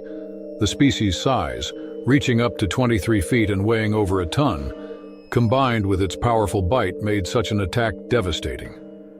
In the following weeks, the incident sparked widespread discussion about the risks of fishing in remote Arctic waters.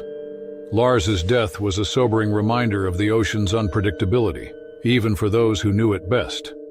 The Greenland shark had been considered an elusive and enigmatic creature for decades, but the attack highlighted its potential danger under certain circumstances. The tragedy also reignited debates about human intrusion into the natural habitats of apex predators. Conservationists emphasize the importance of understanding and respecting the delicate balance of Arctic ecosystems, while others called for stricter safety protocols for fishing vessels operating in shark-inhabited waters. For Lars's family and friends, the loss was deeply personal. He was remembered as a skilled fisherman, a devoted father, and a man who had spent his life navigating the harsh but beautiful Arctic seas. His death left a void in the tight-knit community, a reminder of the thin line between coexistence with nature and the dangers it could unleash. In time, the fishing boat that had once carried Lars and his crew returned to the water, its new captain determined to honor his predecessor's legacy. But for those who knew Lars, The memory of that fateful day in June would never fade. The Arctic waters, vast and mysterious, held both life and death within their depths. A reality Lars Jensen had known and respected, but one that ultimately claimed him. Water off Gansby, South Africa, churns with life. It's known worldwide as Shark Alley, where seals dart between rocks and great white sharks patrol the waters like silent ancient hunters. Tourists come here year-round to witness these creatures, often from the safety of sturdy metal shark cages.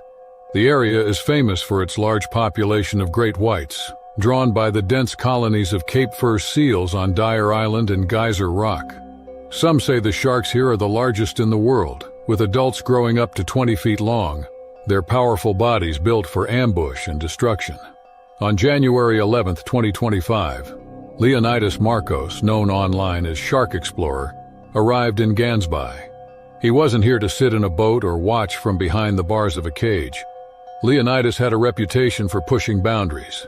His YouTube channel had grown to millions of subscribers because he did things no one else dared to do. Swimming with tiger sharks, free diving with hammerheads, and even brushing up against bull sharks in murky water streamed live to an audience hungry for danger and spectacle. But this morning, there was an air of tension around him that his crew couldn't shake.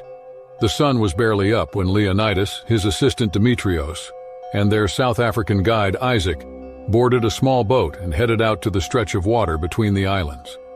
The ocean here is rough and unpredictable, where seals leap desperately out of the water to escape a predator below. The air smelled of salt and seaweed as they anchored about 100 meters from Geyser Rock, the boat deck slick with condensation from the early morning mist. Isaac, a man with years of experience working with shark diving tours, gave Leonidas one last warning. No one dives here without a cage. Leonidas ignored him, as he always did. He wore a black wetsuit, his GoPro mounted on a rig strapped to his chest. The stream was already live, with thousands of viewers from all over the world. Comments flooded the screen with messages of excitement and disbelief. Most of his fans didn't think he would do it. This was different from his usual stunts. These weren't nurse sharks or even bulls. This was the home of the great white, a predator responsible for more attacks on humans than any other shark species. Isaac threw chum into the water, a slick of fish blood and chunks meant to attract sharks. Within minutes, the first dorsal fin cut through the water. It was smaller, maybe a juvenile, but soon more appeared. Leonidas leaned over the boat's edge, peering down as shadows emerged below the surface. One of the sharks was massive, easily over 15 feet long.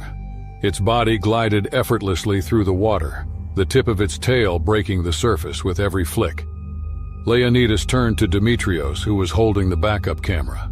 Without a word, he slipped on his mask and rolled backward off the side of the boat. The splash sent ripples across the surface, and for a moment, nothing happened. The sharks didn't scatter, nor did they approach. Leonidas floated there, his legs dangling, the camera on his chest capturing every second. The live chat exploded. Messages flew in. "This guy's insane. No way he's doing this. Get out of there." But Leonidas was calm. He kicked slowly, careful not to splash too much, and descended.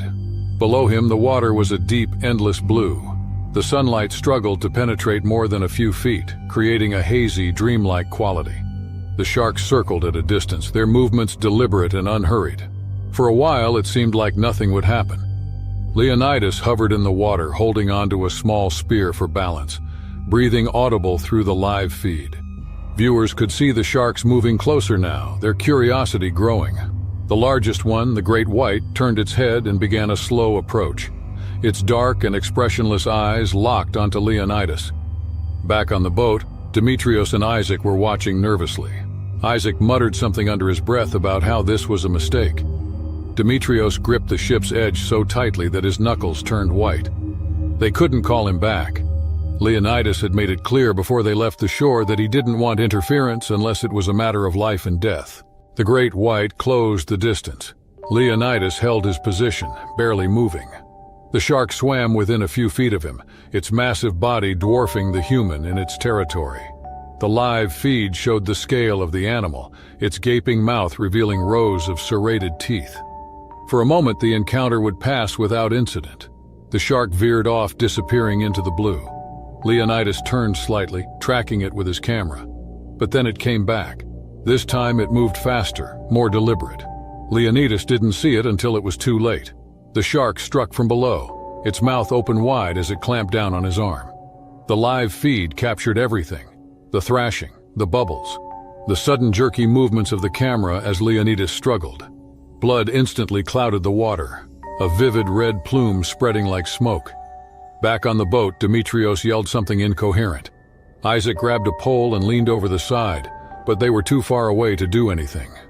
Leonidas was pulled under, the shark's powerful tail churning the water.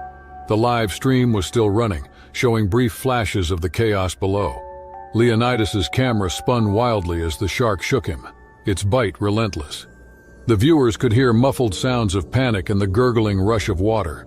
For a moment, Leonidas resurfaced, gasping for air. His face was pale, his movements frantic as he tried to signal the boat. But before they could get to him, the shark returned, dragging him under again. This time, he didn't come back up. The camera feed showed nothing but water and blood now, the once blue ocean stained dark. The shark's massive body swam into the frame once more before disappearing into the depths, leaving only silence behind. The live feed abruptly cut off. Thousands of viewers sat in stunned silence, unable to process what they had just seen. On the boat, Demetrios and Isaac were in shock. They stared at the water, hoping against hope that Leonidas would resurface, but deep down they knew it was over. The incident made headlines around the world within hours. Leonidas, who had built his career on daring feats and close calls, had finally gone too far. South African authorities later recovered pieces of his equipment, but his body was never found. The waters of Shark Alley remained the domain of the predators that ruled them for thousands of years. The small beach town of Wells, Maine is known for its quiet mornings and friendly faces. It's the kind of place where people greet each other by name, where the routine of daily life brings comfort and rhythm. Every day, without fail, 68-year-old Tom Harris would start his morning with a swim. He wasn't just a local and a part of the community's fabric. Retired for nearly a decade, Tom had been a high school biology teacher known for his passion for marine life and his love of the ocean. He often said the water was his second home. It was August 4th, 2023, a Friday, and Tom began his day just like any other. He woke up at 5:30 a.m., brewed his usual cup of coffee, and sat on his small porch overlooking the beach. The sky was just beginning to lighten, and the familiar sounds of waves rolling onto the shore filled the air. Tom had lived alone since his wife passed away 5 years earlier, but he found peace in these quiet mornings. After finishing his coffee and a slice of toast, he grabbed his towel and walked down to the beach, carrying a small waterproof pouch with his house key and phone. The stretch of beach Tom frequented wasn't crowded that early in the morning. A handful of joggers passed and a few people walked their dogs. For Tom, this solitude was the best part of the day. He set his towel on the sand and walked toward the water. He wore his favorite swim trunks, faded from years of use, and an old swim cap to keep his thinning hair dry. The water was colder than usual, which didn't bother Tom. He'd grown used to the chill of the Atlantic after years of swimming in it. Stepping into the water, he moved easily, wading in until he was waist-deep before diving forward. His strokes were steady and practiced as he swam toward a familiar rock formation about 150 yards offshore. The rocks jutted out of the water and were a popular resting spot for gulls and other seabirds. Tom often used the rocks as his turnaround point before swimming back to shore. As Tom swam, he noticed a pod of dolphins in the distance. They leaped and played, their fins slicing through the surface. Even after years of observing dolphins, Tom always wondered about them. But what Tom didn't notice was the shadow beneath the water. It moved slowly at first, circling and observing him from a distance. Sharks aren't common in these waters, though sightings have increased in recent years. Warmer ocean temperatures have brought more species further north, including some rarely seen in Maine. One of these species is the short-fin mako shark. Known for its speed and aggression, the mako is an efficient predator that can grow over 10 feet long. While attacks on humans are rare, sharks can become territorial when they feel threatened or if food is nearby. Tom reached the rock formation and paused to tread water for a moment. He glanced toward the dolphins again, smiling at their playful jumps. But as he turned back toward the shore, the shadow below him moved closer. The shark wasn't large, about 8 feet long, but it was unusually aggressive. It may have been confused by the dolphins or attracted by Tom's movements in the water. Without warning, the shark lunged. Its first strike was sudden and violent, clamping down on Tom's right arm with crushing force. The water exploded with movement as Tom screamed, the sound lost in the crash of waves.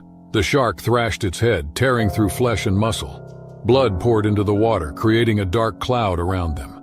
Tom struggled, kicking wildly in an attempt to free himself. His biology background told him to stay calm, but panic overtook him. The shark let go, but not before severing his arm just below the shoulder. Tom's vision blurred from the pain, but he knew he had to get back to shore. He turned and began swimming with his remaining arm, each stroke weaker than the last. Beachgoers on the shore noticed the commotion.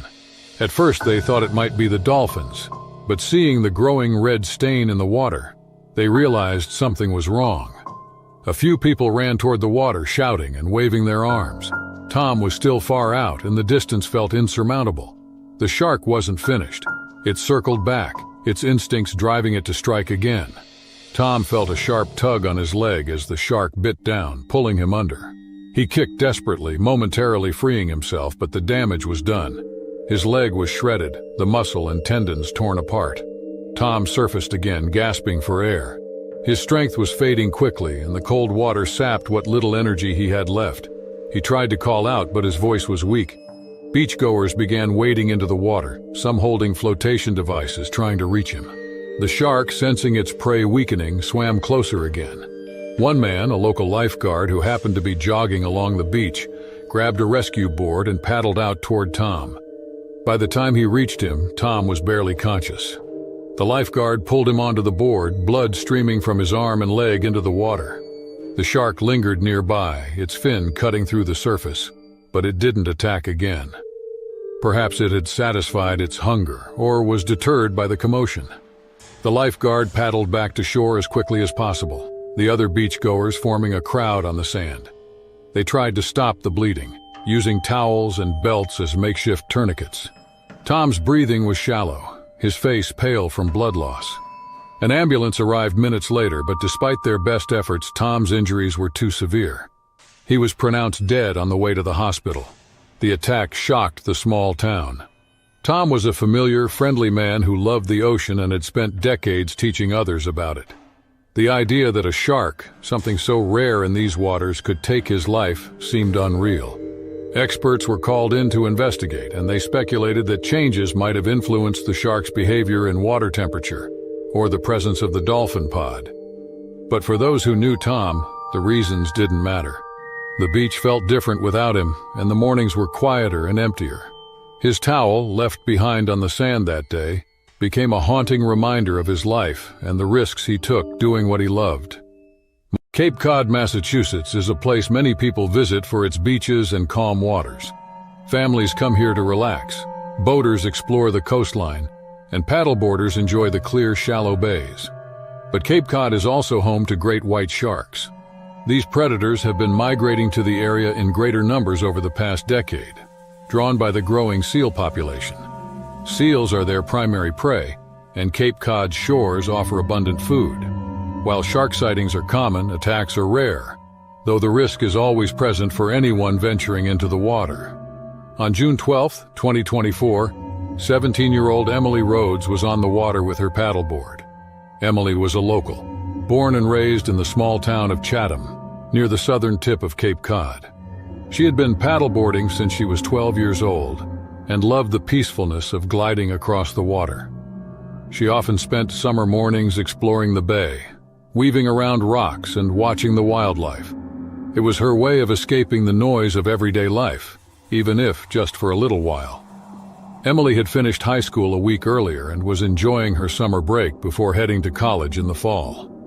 That morning she woke early, made herself breakfast, and grabbed her paddleboard, which she had left leaning against her family's beach house. The air was warm and the wind was stronger than usual. But Emily didn't think much of it. She was used to changing conditions on the water.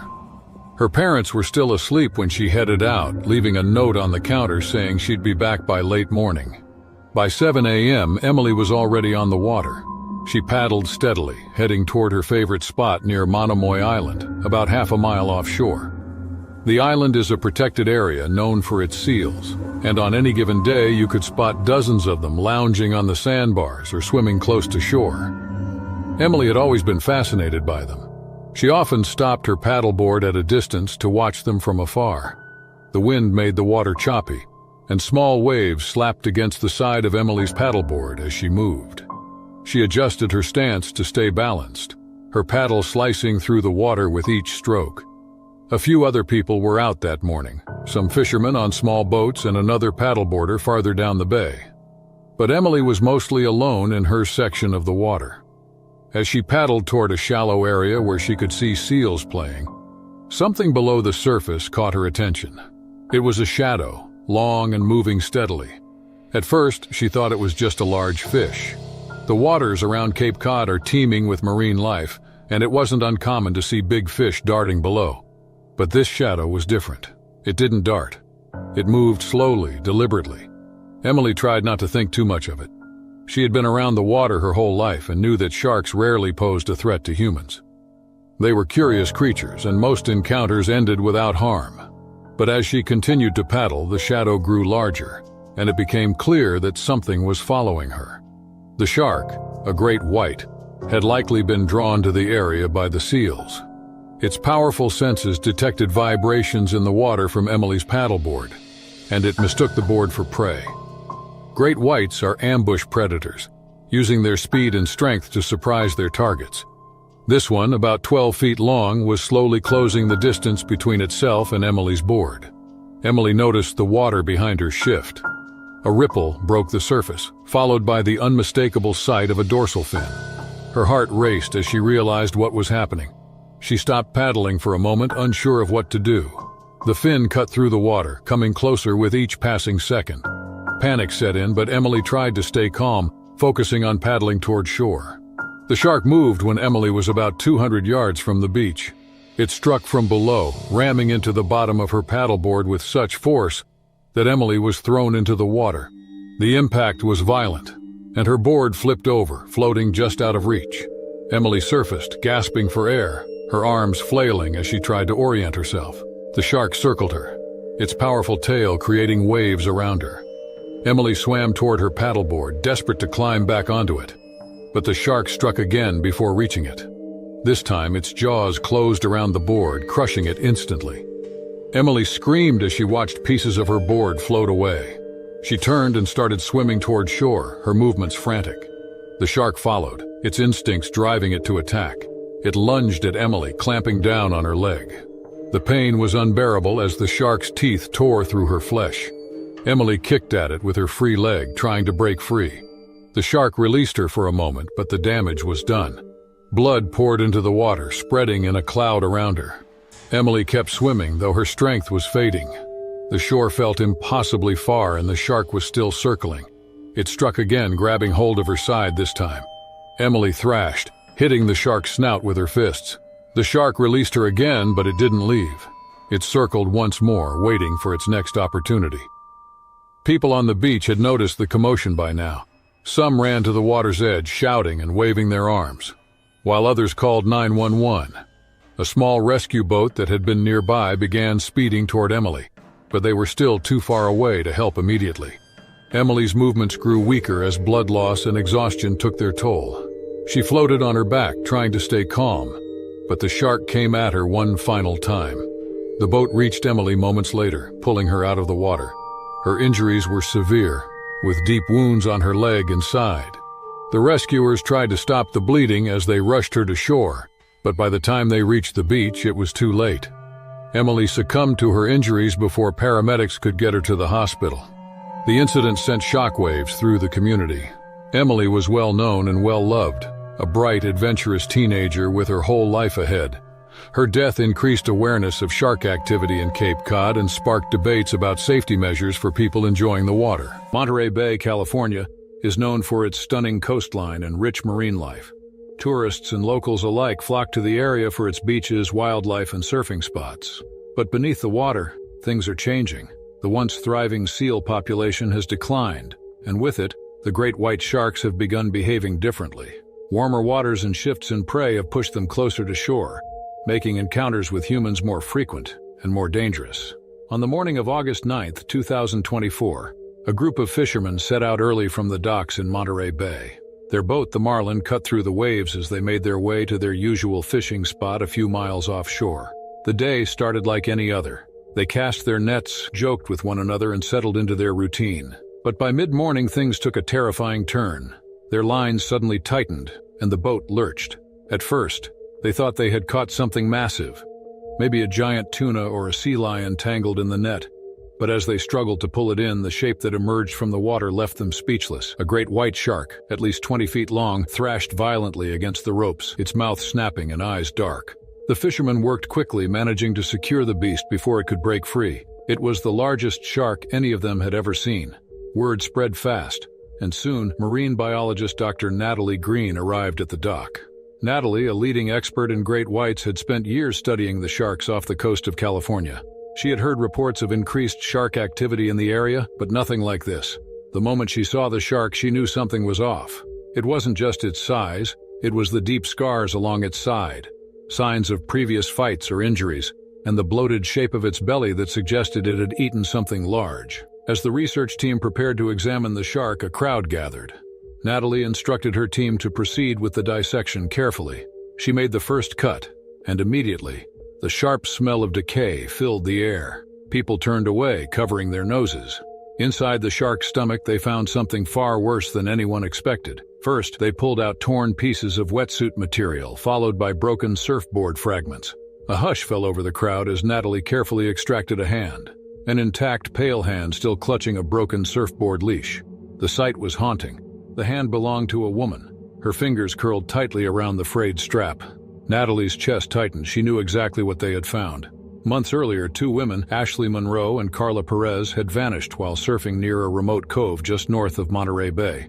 Their disappearance had sparked widespread searches, but no trace of them was ever found. Their families had hoped they were alive somewhere, caught in a strong current or stranded on a distant shore.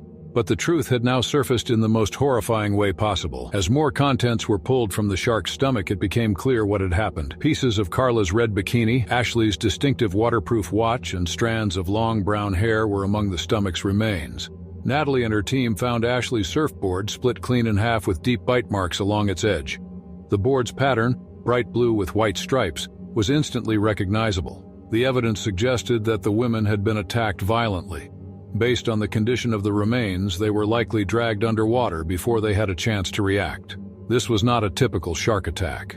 Great whites usually bite their prey and retreat, but this shark had swallowed them whole, something extremely rare and terrifying. Natalie's team sent the remains for further analysis. The autopsy confirmed what they feared. Ashley and Carla had suffered massive injuries consistent with a high-speed ambush. The shark had likely struck from below, its powerful jaws crushing their boards and pulling them under in seconds. There was no escape. The discovery shocked the entire community. Ashley and Carla were well-known surfers, experienced in the water and aware of the risks. They had surfed that cove dozens of times before without issue. Their friends and families were devastated, struggling to understand how such a tragedy could have happened so close to home. Theories began to circulate. Some experts believed the shark had been forced closer to shore due to the warmer waters brought on by climate change. With the seal population declining, sharks struggled to find food, making them more aggressive and unpredictable. Others suggested that increased human activity in the area might be drawing sharks in, confusing them with their natural prey. Natalie couldn't shake the feeling that this attack was a warning. She had studied great whites for years and knew their behavior was changing. This attack wasn't just an accident. It was part of a larger pattern. More sharks were appearing in populated areas, and their desperation for food was making them bolder. As news of the discovery spread, panic set in among local surfers and swimmers. Beaches were temporarily closed, and authorities warned people to stay out of the water. Lifeguards increased patrols, and drones were deployed to monitor shark activity from above. But staying away was easier said than done for those who loved the ocean. Ashley and Carla's disappearance had once been a mystery. Now the truth was out, and it was more horrifying than anyone could have imagined. The image of that hand, still clutching the broken surfboard leash, haunted everyone who saw it. It was a reminder of how quickly things could go wrong, even in a place they thought they knew so well. Natalie stood on the dock, staring out at the water. She knew that this was just the beginning. The ocean was changing, and so were the creatures within it. What happened to Ashley and Carla could happen again, and next time they might not be as lucky to uncover the truth. The Caribbean is known for its warm waters and colorful marine life, attracting thousands of tourists every year. People come to snorkel, dive, and explore the coral reefs that stretch beneath the surface. In March 2023, James Porter and Lily Marsh arrived in the Bahamas for what was supposed to be the perfect vacation. They had been planning this trip for months, choosing Nassau as their destination because of its clear waters and vibrant reefs. For James, however, this trip was more than just a getaway. It was his chance to propose to Lily in a way she would never forget. On the morning of March 14th, the couple woke early and prepared for their scheduled dive at a well-known site called Rainbow Reef. James carried more than just diving gear in his bag. Hidden inside was a waterproof note with the words he had been waiting to show Lily. They arrived at the marina where their guide, a local dive instructor named Alan Drew, greeted them and went over the usual safety instructions. The group was small, just a few other tourists eager to experience the underwater beauty. James and Lily suited up, double-checking their regulators and oxygen tanks before stepping onto the boat. As they left the shore, the excitement built. James kept his hand on the pocket of his wetsuit, feeling the folded paper inside. He had rehearsed the moment in his head over and over, picturing Lily's reaction once she read the proposal. When they arrived at the dive site, the group entered the water one by one. The initial descent was smooth. The reef was alive with movement, schools of fish darting through the coral, rays gliding along the ocean floor. James and Lily swam side by side, following the guide as he led them through narrow coral passages and wide sandy areas. James kept an eye on the small slate board strapped to his wrist, waiting for the right moment. As they reached an open area with a cluster of brain coral formations, James slowed down and signaled for Lily to stop. She turned to him, curious, while he pulled the waterproof paper from his pocket. He held it up carefully, making sure the words were visible. "Will you marry me?" Lily's eyes widened behind her mask. She reached for James's hand, and he could see her excitement, even through the distortion of the water. But just as she moved closer, something in the water changed. The smaller fish scattered in all directions, disappearing into the coral. A dark shape emerged from the distance, moving closer with slow, deliberate movements. A bull shark, nearly 8 feet long, swam toward them. It circled at first, keeping a distance, but then it came in closer. Bull sharks were known for their unpredictable nature, and James knew they could be aggressive. He instinctively tucked the paper away, trying not to make sudden movements. Lily's breathing grew fast, bubbles escaping rapidly from her regulator. The shark circled again, this time nearer. James tried to stay calm, but the shark's eyes locked onto them, and it moved with a sudden burst of speed. Before James could react, it lunged forward, striking him hard against the chest and biting down on his arm. The force of the bite sent pain shooting through his body, and blood immediately filled the water. Lily froze for a moment, staring in shock as James struggled to free himself. The shark's grip was strong, its rows of teeth cutting deep into his wetsuit and flesh. James thrashed, using his other hand to push against the shark's snout, trying to dislodge its hold. His vision blurred from the pain, but he knew they had to get to the surface. Lily grabbed James under his arm, kicking hard toward the surface. The shark let go, but it didn't retreat. It swam beneath them, circling again. Blood trailed behind James as Lily dragged him upward, fighting against the weight of his gear and the pull of the water. Every second felt longer, the pressure building in their chests as they neared the surface. They broke through the water, gasping for air. Lily screamed for help, waving toward the boat, and the dive instructor saw them immediately. Alan and another diver pulled James onto the deck, laying him down as blood poured from his injured arm. The bite had torn through muscle and tendons, and his wetsuit was shredded where the shark had struck. James drifted in and out of consciousness, his face pale and his body trembling.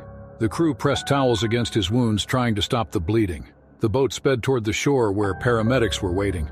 Lily held his hand tightly, whispering words he could barely hear over the roar of the engine. Once they reached the dock, James was rushed to the hospital. Doctors worked quickly to clean and stitch his wounds. The injuries were severe, but he had survived. The bite had come close to an artery, and the doctors told him how lucky he was to be alive. Lily stayed by his side, refusing to leave even when nurses tried to reassure her. News of the attack spread quickly, sending shockwaves through the local community. Shark attacks were rare in the area, but the incident raised concerns about increased sightings and the possibility of more aggressive behavior. Marine experts suggested that changing water temperatures and declining fish populations could be pushing sharks closer to tourist areas in search of food. Tourism officials responded by increasing safety measures. More patrols were set up around popular dive sites, and local guides were instructed to monitor shark activity closely before allowing divers into the water. Signs were posted at beaches and dive shops warning visitors about the risks and advising caution. Despite the traumatic experience, James and Lily stayed in the Bahamas for the rest of their trip. A week after the attack, James recovered enough to leave the hospital. He and Lily returned to the spot where they had planned to dive. The reef, once a place of joy, felt different now. The water, once a place of excitement and adventure, now held a sense of fear for both of them. James reached into his bag and pulled out the same waterproof paper he had used underwater. On the sand, with no sharks in sight, he held it up once again. Lily, tears in her eyes, nodded without hesitation. The proposal didn't happen the way he had planned, but it happened in a way they would never forget. Their story became one that others would tell, a reminder of the ocean's unpredictability and the strength of human resilience. Tourists still visited the reef, but they were more cautious now, and divers entered the water with a greater sense of awareness. James and Lily's experience became a lesson for everyone who heard it. On July 18, 2023, tourists filled the shores of New Smyrna Beach, Florida, enjoying the warm water and soft sand. Families set up umbrellas, children built sandcastles, and swimmers waded into the shallow waves. Among them was Sarah Whitman, a 26-year-old tourist from Ohio who had come to Florida for a short summer vacation. She had arrived the day before, eager to relax and enjoy the ocean. Sarah spent the morning walking along the beach, feeling the water rush over her feet as she planned her day. She had always loved swimming, and the clear waters of New Smyrna Beach seemed perfect. She rented a lounge chair, sipped on a cold drink, and watched surfers further out, riding the waves with ease. The beach felt safe, crowded with people, and lifeguards stationed at their towers watching over the swimmers. Around noon, Sarah decided to go for a swim. She placed her phone and sandals under her chair, adjusted her swimsuit, and walked toward the water. The waves were gentle and the water was warm. She swam past the other beachgoers, enjoying the quiet away from the shore. It felt peaceful, and she floated for a while, letting the waves carry her. As Sarah swam further, she didn't notice that the people around her had thinned out. The water grew deeper and the ocean floor was no longer visible beneath her feet. She was about 50 yards from shore when she suddenly felt a strong tug at her leg. Before she could react, a sharp pain shot through her body and she was yanked downward. Panic filled her as she realized what was happening. A tiger shark had latched onto her leg. Sarah struggled, thrashing against the powerful grip of the shark's jaws. The water around her turned red as she kicked and pushed at the massive predator. Her heart pounded, and she fought with everything she had. The shark shook its head violently, dragging her deeper. Sarah's lungs burned as she tried to reach the surface, her arms flailing. For a brief moment, the shark released her, and she kicked frantically, breaking through the surface. She screamed, her voice piercing the air as she waved her arms. Blood pooled around her, spreading quickly through the water. Beachgoers turned their heads, confusion turning to horror as they saw her struggling. Nearby, swimmers rushed toward her, but they hesitated, afraid of the shark that still circled below. A man on a paddleboard paddled toward Sarah, shouting for help. A lifeguard, stationed further down the beach, spotted the commotion and immediately sprang into action. He jumped onto a jet ski and sped toward the scene, cutting through the waves. Sarah's strength faded, her movements slowing as the blood loss took its toll. The lifeguard reached her just in time, grabbing her under the arms and pulling her onto the jet ski.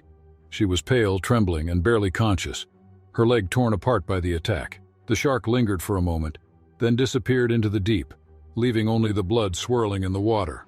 The jet ski raced toward the shore where paramedics were already waiting. Beachgoers watched in stunned silence as Sarah was lifted onto a stretcher, her leg wrapped tightly in towels soaked in blood. Paramedics worked quickly to stop the bleeding, applying pressure and preparing her for transport. Despite their efforts, Sarah's condition worsened. The blood loss was severe, and she drifted in and out of consciousness. The ambulance rushed toward the nearest hospital, sirens blaring. Inside, paramedics continued their efforts to stabilize her, but her pulse weakened. Minutes away from the hospital, Sarah's body gave out, and she succumbed to her injuries. The news of the attack spread quickly, shocking the local community. New Smyrna Beach, known as the shark bite capital of the world, had seen minor incidents before, but nothing like this. Authorities closed the beach for the day and issued warnings to swimmers, advising them to stay close to shore and avoid deeper waters.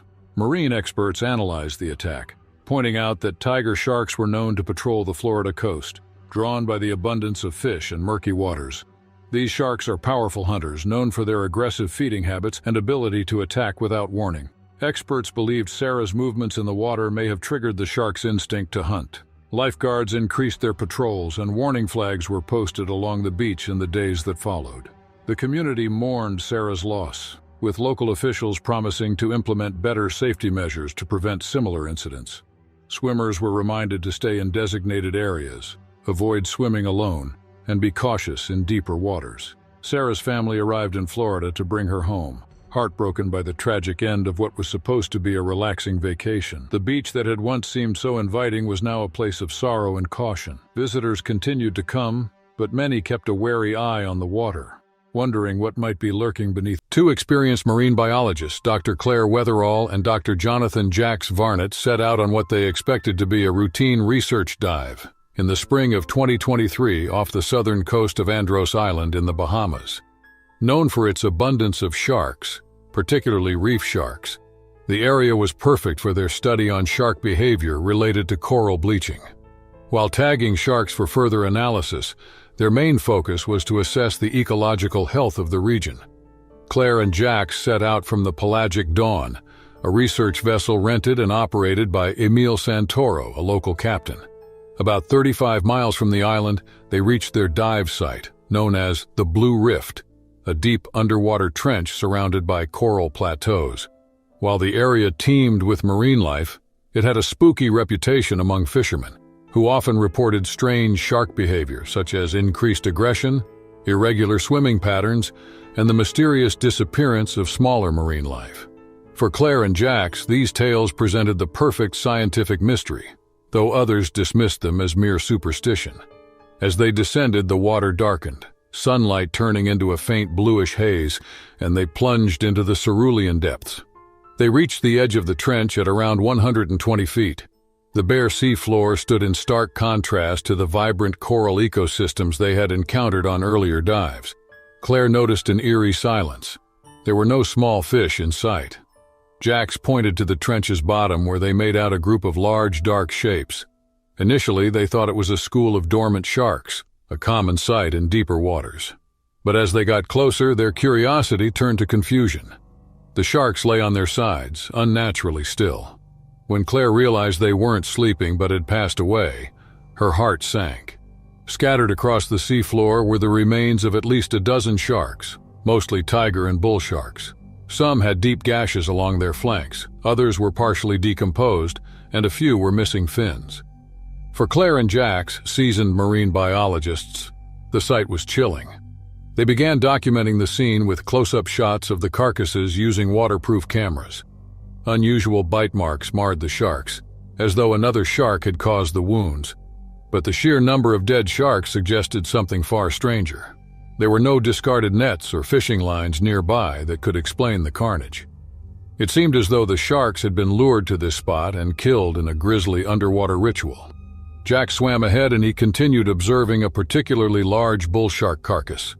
As he examined it, his flashlight revealed something embedded in the flesh near its dorsal fin, metallic and sharp, resembling shrapnel. Jax carefully pried it loose and placed it in his sample bag for later analysis. Uneasy, he couldn't shake the feeling that the shard didn't belong in the natural world. It looked unclean, almost archaic. Suddenly, Claire felt, more than heard, a low, vibrating hum that pierced the eerie silence of the trench. The deep, throbbing sound seemed to come from the trench itself, resonating through her chest. Jax had already tensed, his eyes locked on the sound's origin. Claire turned to signal him, but before she could act, a massive shadow loomed from below. At least 12 feet long, it was a bull shark. But something was off. Its movements were jerky, nearly mechanical, and its clouded eyes suggested it was blind. Despite the scars matching those of the dead sharks around them, the creature was alive and charging straight at them. Claire kicked hard, trying to avoid it, but the shark's jaws snapped just inches from her leg. The creature was closer to Jax, and he wasn't as lucky. The shark clamped down on his arm, its teeth sinking through his wetsuit and into his flesh. Jax's muffled scream echoed through his regulator. Reacting quickly, Claire pulled the emergency inflator on his buoyancy control device, causing a sudden air burst that startled the shark. It released Jax, momentarily backing off. Realizing they couldn't stay in the trench any longer, Claire grabbed Jax's hand and the two began their emergency ascent. Once they reached the surface, Claire waved frantically at Emile, who was already pulling them aboard the Pelagic Dawn. Struggling to breathe, Claire immediately applied pressure to Jax's heavily bleeding arm while Emile radioed for help. Once back on shore, Jax was rushed to a nearby hospital. Although he would survive, the bite had severely damaged his muscles and nerves, requiring months of surgery and rehabilitation. The incident quickly caught the attention of marine experts and local authorities. A team led by renowned shark behaviorist Dr. Helena Marikova reviewed the video Claire and Jax had captured. Marikova observed the bull shark's unusual aggression and the strange bite patterns on the dead sharks. She hypothesized that the sharks may have been engaged in territorial disputes driven by environmental stressors, such as pollution or water temperature changes. However, the metallic shard found in the carcass only raised more questions. Was there evidence of human intervention, or was it something else entirely? A second expedition to the trench was planned, this time with a larger group of divers and more advanced equipment. The findings only deepened the mystery. It was discovered that the trench had unusually high electromagnetic activity, which some scientists speculated could affect shark behavior. Additionally, more metal fragments were found, suggesting that the sharks might have been injured by a weapon or some sort of underwater equipment. However, no conclusive explanation was reached. Claire and Jax were deeply affected by the experience. Despite his permanent scars, Jax continued his work in marine biology, focusing on shark conservation and advocating for stronger protections for their habitats. Claire, on the other hand, became obsessed with uncovering the truth behind the trench. She wrote several papers on the incident, but the scientific community greeted her theories with skepticism. The Blue Rift remains an enigma to this day. Local legends surrounding the area have only grown stronger, with some claiming the trench is cursed and serves as a graveyard for extinct marine life. The ocean still holds many secrets, some of which even the most seasoned explorers have yet to uncover. Whether the shark graveyard is the result of natural events, human intervention, or something far stranger. In the summer of 1997, families flocked to Florida's sunny beaches for relaxing getaways. The Harwicks were no exception. Coming from their quiet hometown of Montclair, New Jersey, they traveled to Sanibel Island, a picturesque seaside town known for its calm waters and white sand beaches. Eager to escape the daily grind and enjoy the beauty of the Gulf of Mexico, Dale, his wife Marissa, their 8-year-old daughter Lily, and 12-year-old son Ryan were excited for a week of family fun. Bowman's Beach was known as a family-friendly spot, and that day it seemed like the perfect choice. A peaceful stretch of sand lined with seashells and mangroves, it felt worlds away from the city's hustle. The July sun bathed the Gulf waters, making them warm, calm, and shallow near the shore. The Harwicks set up their spot early with a heap of beach toys for Lily, a cooler full of sandwiches, and a big striped umbrella. Dale Harwick, a history teacher, settled into his chair with a well-worn paperback. Marissa applied sunscreen to Lily's face, while Ryan, recently fascinated by marine life after watching a documentary on ocean predators, waded knee-deep into the water with a small net, searching for crabs and minnows. The day seemed perfect, but the Gulf of Mexico held secrets the Harwicks were about to uncover in the most terrifying way possible. By mid-afternoon, the beach was bustling, but the Harwicks were absorbed in their little world. Lily had built an uneven sandcastle nearby, and Marissa was relaxing with Dale under the umbrella, enjoying iced tea. Distracted by the shimmer of tiny fish darting around his legs, Ryan ventured deeper into the water, reaching waist depth. The glassy surface of the Gulf reflected the clear sky, and the soft sound of the waves gave no hint of the danger just a few feet away. Then it came as a shock. The family was jolted into panic when a shrill scream shattered the peaceful ambiance. Marissa turned toward the water, her heart racing as she dropped her drink. Dale, already standing, saw Ryan flailing uncontrollably. His face was twisted in pain as the water around him turned red. For an instant, the scene seemed unreal, nearly unfathomable. But then Dale realized the truth. A shark had attacked his son. Like a freight train, the predator, later identified as a bull shark, clamped down on Ryan's thigh. The bull shark, one of the most dangerous species due to its aggression and ability to enter shallow waters, had struck with horrifying force. Adrenaline overriding all other instincts, Dale ran toward the water. Without thinking, he dove in, reaching for his son as the salt water stung his eyes. Unfazed by Dale's approach, the shark continued to hold Ryan's leg, violently shaking its head as if trying to rip a piece of flesh off. Dale grabbed Ryan's arms and pulled with all his strength, his frantic yells drowning out his son's screams. His left arm came dangerously close to the shark's jaws during the struggle, and the predator quickly shifted its attention to him. The shark's sharp teeth sliced through muscle and flesh with terrifying precision, clamping down on Dale's forearm. Despite the excruciating pain, Dale held on to Ryan, then released him, pushing him toward the shore with one final desperate tug. After wading in up to her knees, Marissa pulled Ryan the remaining distance to the shore, yelling for help as blood spurted from his leg. Nearby beachgoers, stunned at first, quickly sprang into action. Some called 911 while others hurried to assist, but Dale was not so fortunate. The shark, drawn by the blood, made another lunge. This time it grabbed Dale by the torso and pulled him beneath the surface. The water churned violently, turning into a frothy mix of white and red for several terrifying moments. When Marissa called out his name, Dale was already gone. Chaos erupted on the beach. Strangers worked together, using towels and improvised tourniquets to stop the bleeding from Ryan's leg as they carried him to safety. Lily, too young to fully grasp the gravity of the situation, sobbed uncontrollably, clinging to her mother. Marissa, filled with disbelief, kept looking out into the water, refusing to leave the shore. When emergency personnel arrived, they quickly transported Ryan to a nearby hospital. Despite their efforts to reassure Marissa, their somber expressions spoke volumes. Search crews were deployed to find Dale, combing the waters for any sign of him. Hours passed, and as the sun began to set, casting a pink and orange glow over the sky, a rescue boat returned. Bloodied and bruised, Dale's lifeless body was found. There was a flurry of mourning and recovery following the attack. Though Ryan's leg was saved after numerous surgeries, he would carry both psychological and physical scars for the rest of his life. Marissa, devastated by her husband's passing, struggled to hold her family together. Their once normal lives were forever altered when the Harwicks returned to New Jersey a few weeks later. The story of their tragedy became a sobering reminder of the ocean's unpredictable nature in the years that followed. In response to the attack, Bowman's Beach implemented more stringent safety measures, such as increased patrols and shark warning systems. But Marissa felt that no amount of safety could erase the memory of that day. Unable to face the vastness of the ocean without reliving her terror, she completely avoided it. Ryan, however, turned his trauma into a passion for marine life protection. As he grew older, he devoted his life to studying sharks and advocating for their conservation, while also educating others about the dangers they pose. Still, he often questioned whether his survival had come at the expense of his father's sacrifice.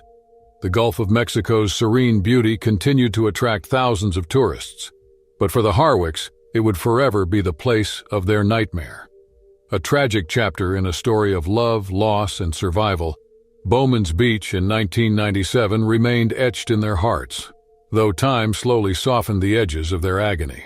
In 2007, off the northeastern coast of Queensland, Australia, a popular diving site called the Mariner's Descent attracted adventurers from around the world.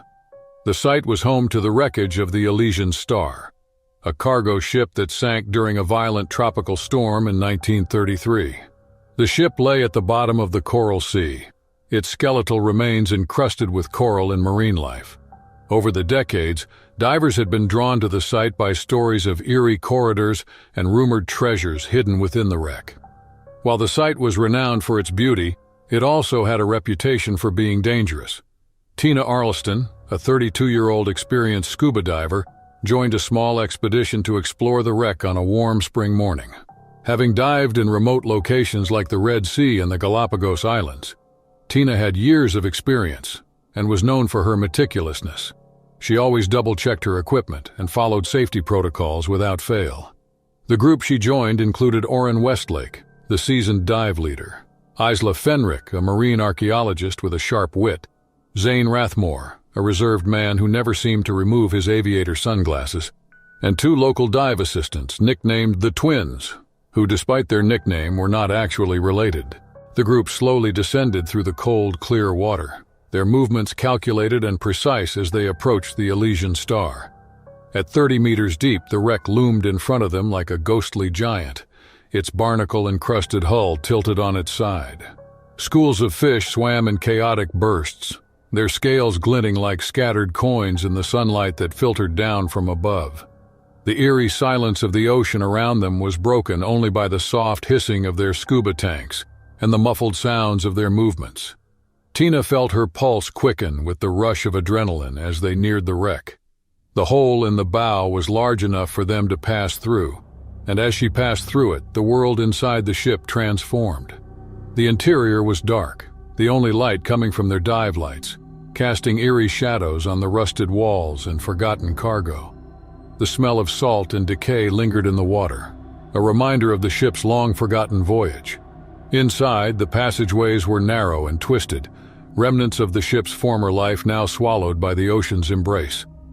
Tina moved forward with purpose, excited to explore the parts of the wreck that had been untouched. Her group followed closely behind, making their way through the tight, winding corridors with a quiet, focused energy. But as they ventured deeper into the wreck, Tina couldn't shake the feeling that the ship was watching them, as if it were alive, holding its secrets just beyond reach. The dim, murky water seemed to press in around Tina as she adjusted to the sudden drop in temperature. The metal taste in her mouth, a sign of increased pressure, made her realize just how deep they had gone into the wreck. The once clear water was now clouded with silt and debris, and the cold seemed to seep into her bones.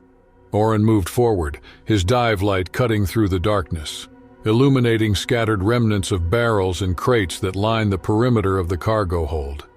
These pieces of the ship's forgotten past had been swallowed by the sea, with only faint outlines left behind in the silt.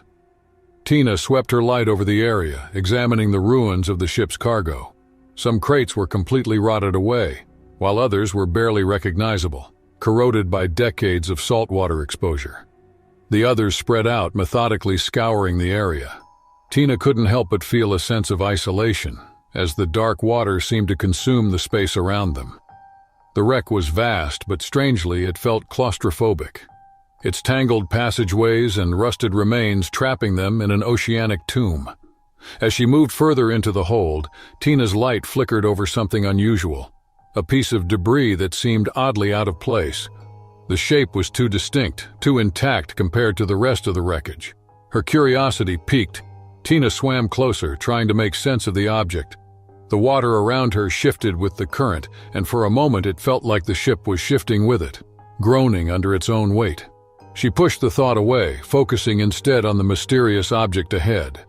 She glanced around, but nothing seemed out of place. Shaking off the uneasy feeling, she moved toward a cluster of crates against the far wall. Her leg brushed against something. She spun around, flashlight sweeping the water. At first, there was nothing. Then, out of the corner of her eye, she caught a swift, dark shadow disappearing into the depths. Before she could react, it hit her.